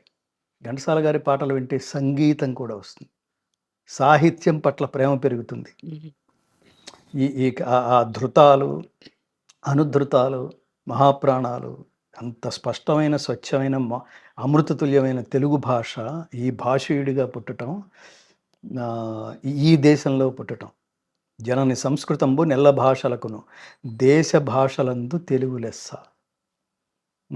ఈ ఈ భారతదేశంలో ఉన్న మన మన మన మాతృభాష ఏమిటి? తెలుగు. అలా ప్రతి రాష్ట్రానికి ఒక భాష ఉంది, కానీ ఈ దేశం మొత్తానికి ఒక మాతృభాష ఉంది, అది సంస్కృతం. అందుకని చెప్తుంటాను, ఈ దేశంలో పుట్టినందుకు నాన్న ఒక భగవద్గీత సంస్కృత శ్లోకం, సంస్కృతంలో ఒక్క భగవద్గీత శ్లోకం నేర్చుకోండి. ఈ రాష్ట్రంలో పుట్టినందుకు ఒక్క తెలుగు పద్యం నేర్చుకోండి అని చెప్తుంటాను. ఇదే కృతజ్ఞత. ఈ భూమి మీద పుట్టినందుకు నీ ఉనికిని చాటుకోవడానికి ఇంతకంటే గొప్ప అవకాశం ఏమన్నా ఉందా? దీనికి ఏమైనా ఖర్చు అవుతుందా? అవకాశం మీకు అనుకోకుండా భగవంతుడే కల్పించారు. భగవద్గీత ఫౌండేషన్ ఏర్పాటు చేయమని. ఈ దిశగా తీసుకొచ్చారు. కాకుంటే మీరు ప్రారంభించినప్పుడు ఒక ఫౌండర్‌గా మీరు కొన్ని లక్ష్యాల్ని పెట్టుకొని ఉంటారు కదా! భగవద్గీత ఫౌండేషన్ దీనికోసం పని చేస్తుంది అనేది. అది ఎంతవరకు మీరు రీచ్ అయ్యారు? చాలా చాలా గొప్ప ప్రశ్న. అది కూడా పరమాత్ముడిదే. యత్కృపాతమహం వందే పరమానంద మాధవం. పరమాత్ముడు అనుగ్రహించినప్పుడు, పరమాత్ముడు అనుకూలించినప్పుడు అన్నీ వాటంతట అవి జరుగుతుంటాయి. ఏ ఏ కాలాల్లో జరగాలో ఆయా కాలాల్లో జరుగుతాయి. నేను ప్రారంభించినప్పుడు లక్ష్యాలే లేవు. అప్పుడున్న లక్ష్యం ఒకటే, సంపూర్ణ భగవద్గీతని ఒక ప్రామాణిక స్థాయిలో, ఘంటసాల గారు వెళ్ళిపోయిన 30 సంవత్సరాలకి ఒక గాయకుడికి దీన్ని సంపూర్ణం చేయాలి, అంతకంటే ఎక్కువ టెక్నాలజీ వాడి ఇది ఇంకా గొప్పగా ఆర్కెస్ట్రేషన్లో, అంత ఘనమైన గొంతు మనకు లేదు. కానీ ఇంత భవిష్యత్తులో ఆయన తర్వాత 30 సంవత్సరాల తర్వాత గంగాధర శాస్త్రి అనేవాడు ఒకటి వచ్చి ఓ థాట్ వచ్చింది. దీని తర్వాత కొన్ని దశాబ్దాల తర్వాత ఇంకెవడికో థాట్ వస్తుంది, మనం కూడా కొత్త టెక్నాలజీలో మనం భగవద్గీత చేయాలి అనుకున్నప్పుడు ఖచ్చితంగా నేను రిఫరెన్స్ అయి తీరాలి, అట్లా ఈ భగవద్గీతను రికార్డ్ చేయాలి అనుకుని 150 మంది టెక్నీషియన్స్, స్కాలర్స్ అవిశ్రాంతంగా 7 సంవత్సరాల పాటు చాలా స్ట్రగుల్స్ ఫేస్ చేసాము. ఈ స్ట్రగుల్స్ అన్నిటినీ పరీక్షలు అనుకున్నాం కవిత గారు. పరీక్షలు ప్రతి స్టేజీ మీరు భగవంతుడు ఆరాలోకి వెళితే జస్ట్ లైక్ దట్ లాగేసుకోడు, అక్కడ కొడతాడు, ప్రతి అడుగున చితక్ కొట్టేస్తాడు. ఇక్కడ ఉంటాడా పోతాడా, అవి పరీక్షలు. ఈ చితక్ కొట్టడాన్ని పరీక్షలు. రామదాసుకి ఊరికనే రాలేదు, జైల్లో వేశాడు. ఇవన్నీ ధర్మ మార్గంలో ఉన్నవాడికి కష్టాలు కూడా సుఖాల్లాగా తోస్తాయి. పర్లేదు, అక్కడ కూర్చున్నా కూడా నువ్వు చితక్ కొట్టేసినా కూడా నేను నీ స్తోత్రమే చేస్తా, నీ కౌగిల్లోనే ఉంటా, నీ పాదాల దగ్గరే ఉంటా. ఎలా అయితే తల్లికి చిరాకు తెప్పించిన బిడ్డ ఎప్పుడు చీరకి కాళ్ళకి అడ్డం పడుతూ వాడు తగులుతుంటే 4 సార్లు ఉండరా, నేను పని చేసుకుంటుంటే పని చేసుకునేవావు అని 4 సార్లు అన్న తర్వాత 5వసారి చిరాకు పడి ఒక్క తోపు తోస్తుంది. వాడేం చేస్తాడు, అంత దూరం వెళ్ళిపడి అమ్మ తోసింది కాబట్టి నేను బయటికి వెళ్ళిపోయిన ఆ ఉద్యోగం నేను చూసుకుంటాను అండవు, ఇంకో తల్లిని చూసుకుంటాను అండవు. మళ్ళీ పాక్కుంటూ ఏడ్చుకుంటూనే మళ్ళీ నీ కాళ్ళ దగ్గరికి వస్తాడు. తల్లి ఏమవుతుంది అప్పుడు, రియలైజ్ అయ్యి వాడిని ఎత్తుకుని, ఈసారి వాడిని ఎత్తుకుని వంట చేయటం మొదలెడుతుంది. వాడిని వదిలిపెట్టదు. ఐఎమ్ సారీ రా, ఐఎమ్ సారీ నాన్న జూ అంటుంది. అట్లాగే భక్తుడు కూడా పరమాత్మని, నాన్న నీవే తప్ప ఇతఃపరం బెరుగు మన్నింపదగుందీను నిన్, రావే ఈశ్వర కావవే వరద సంరక్షించు భద్రాత్మక, నువ్వు తప్ప నాకు ఇంకెవరు, నువ్వు తిట్టినా సరే, కొట్టినా సరే, చంపినా సరే నువ్వే నేను, తత్ త్వం అసి, నువ్వే నేను, అది గుర్తుపెట్టుకో. ఒరే నువ్వు తోసినా కూడా నీ దగ్గరే ఉంటాను రే, గుర్తుపెట్టుకో, ఎంత దూరం వెళ్తావో చూస్తాను అని వీడనగలగాలి. పరమాత్ముడికి అది పరీక్ష.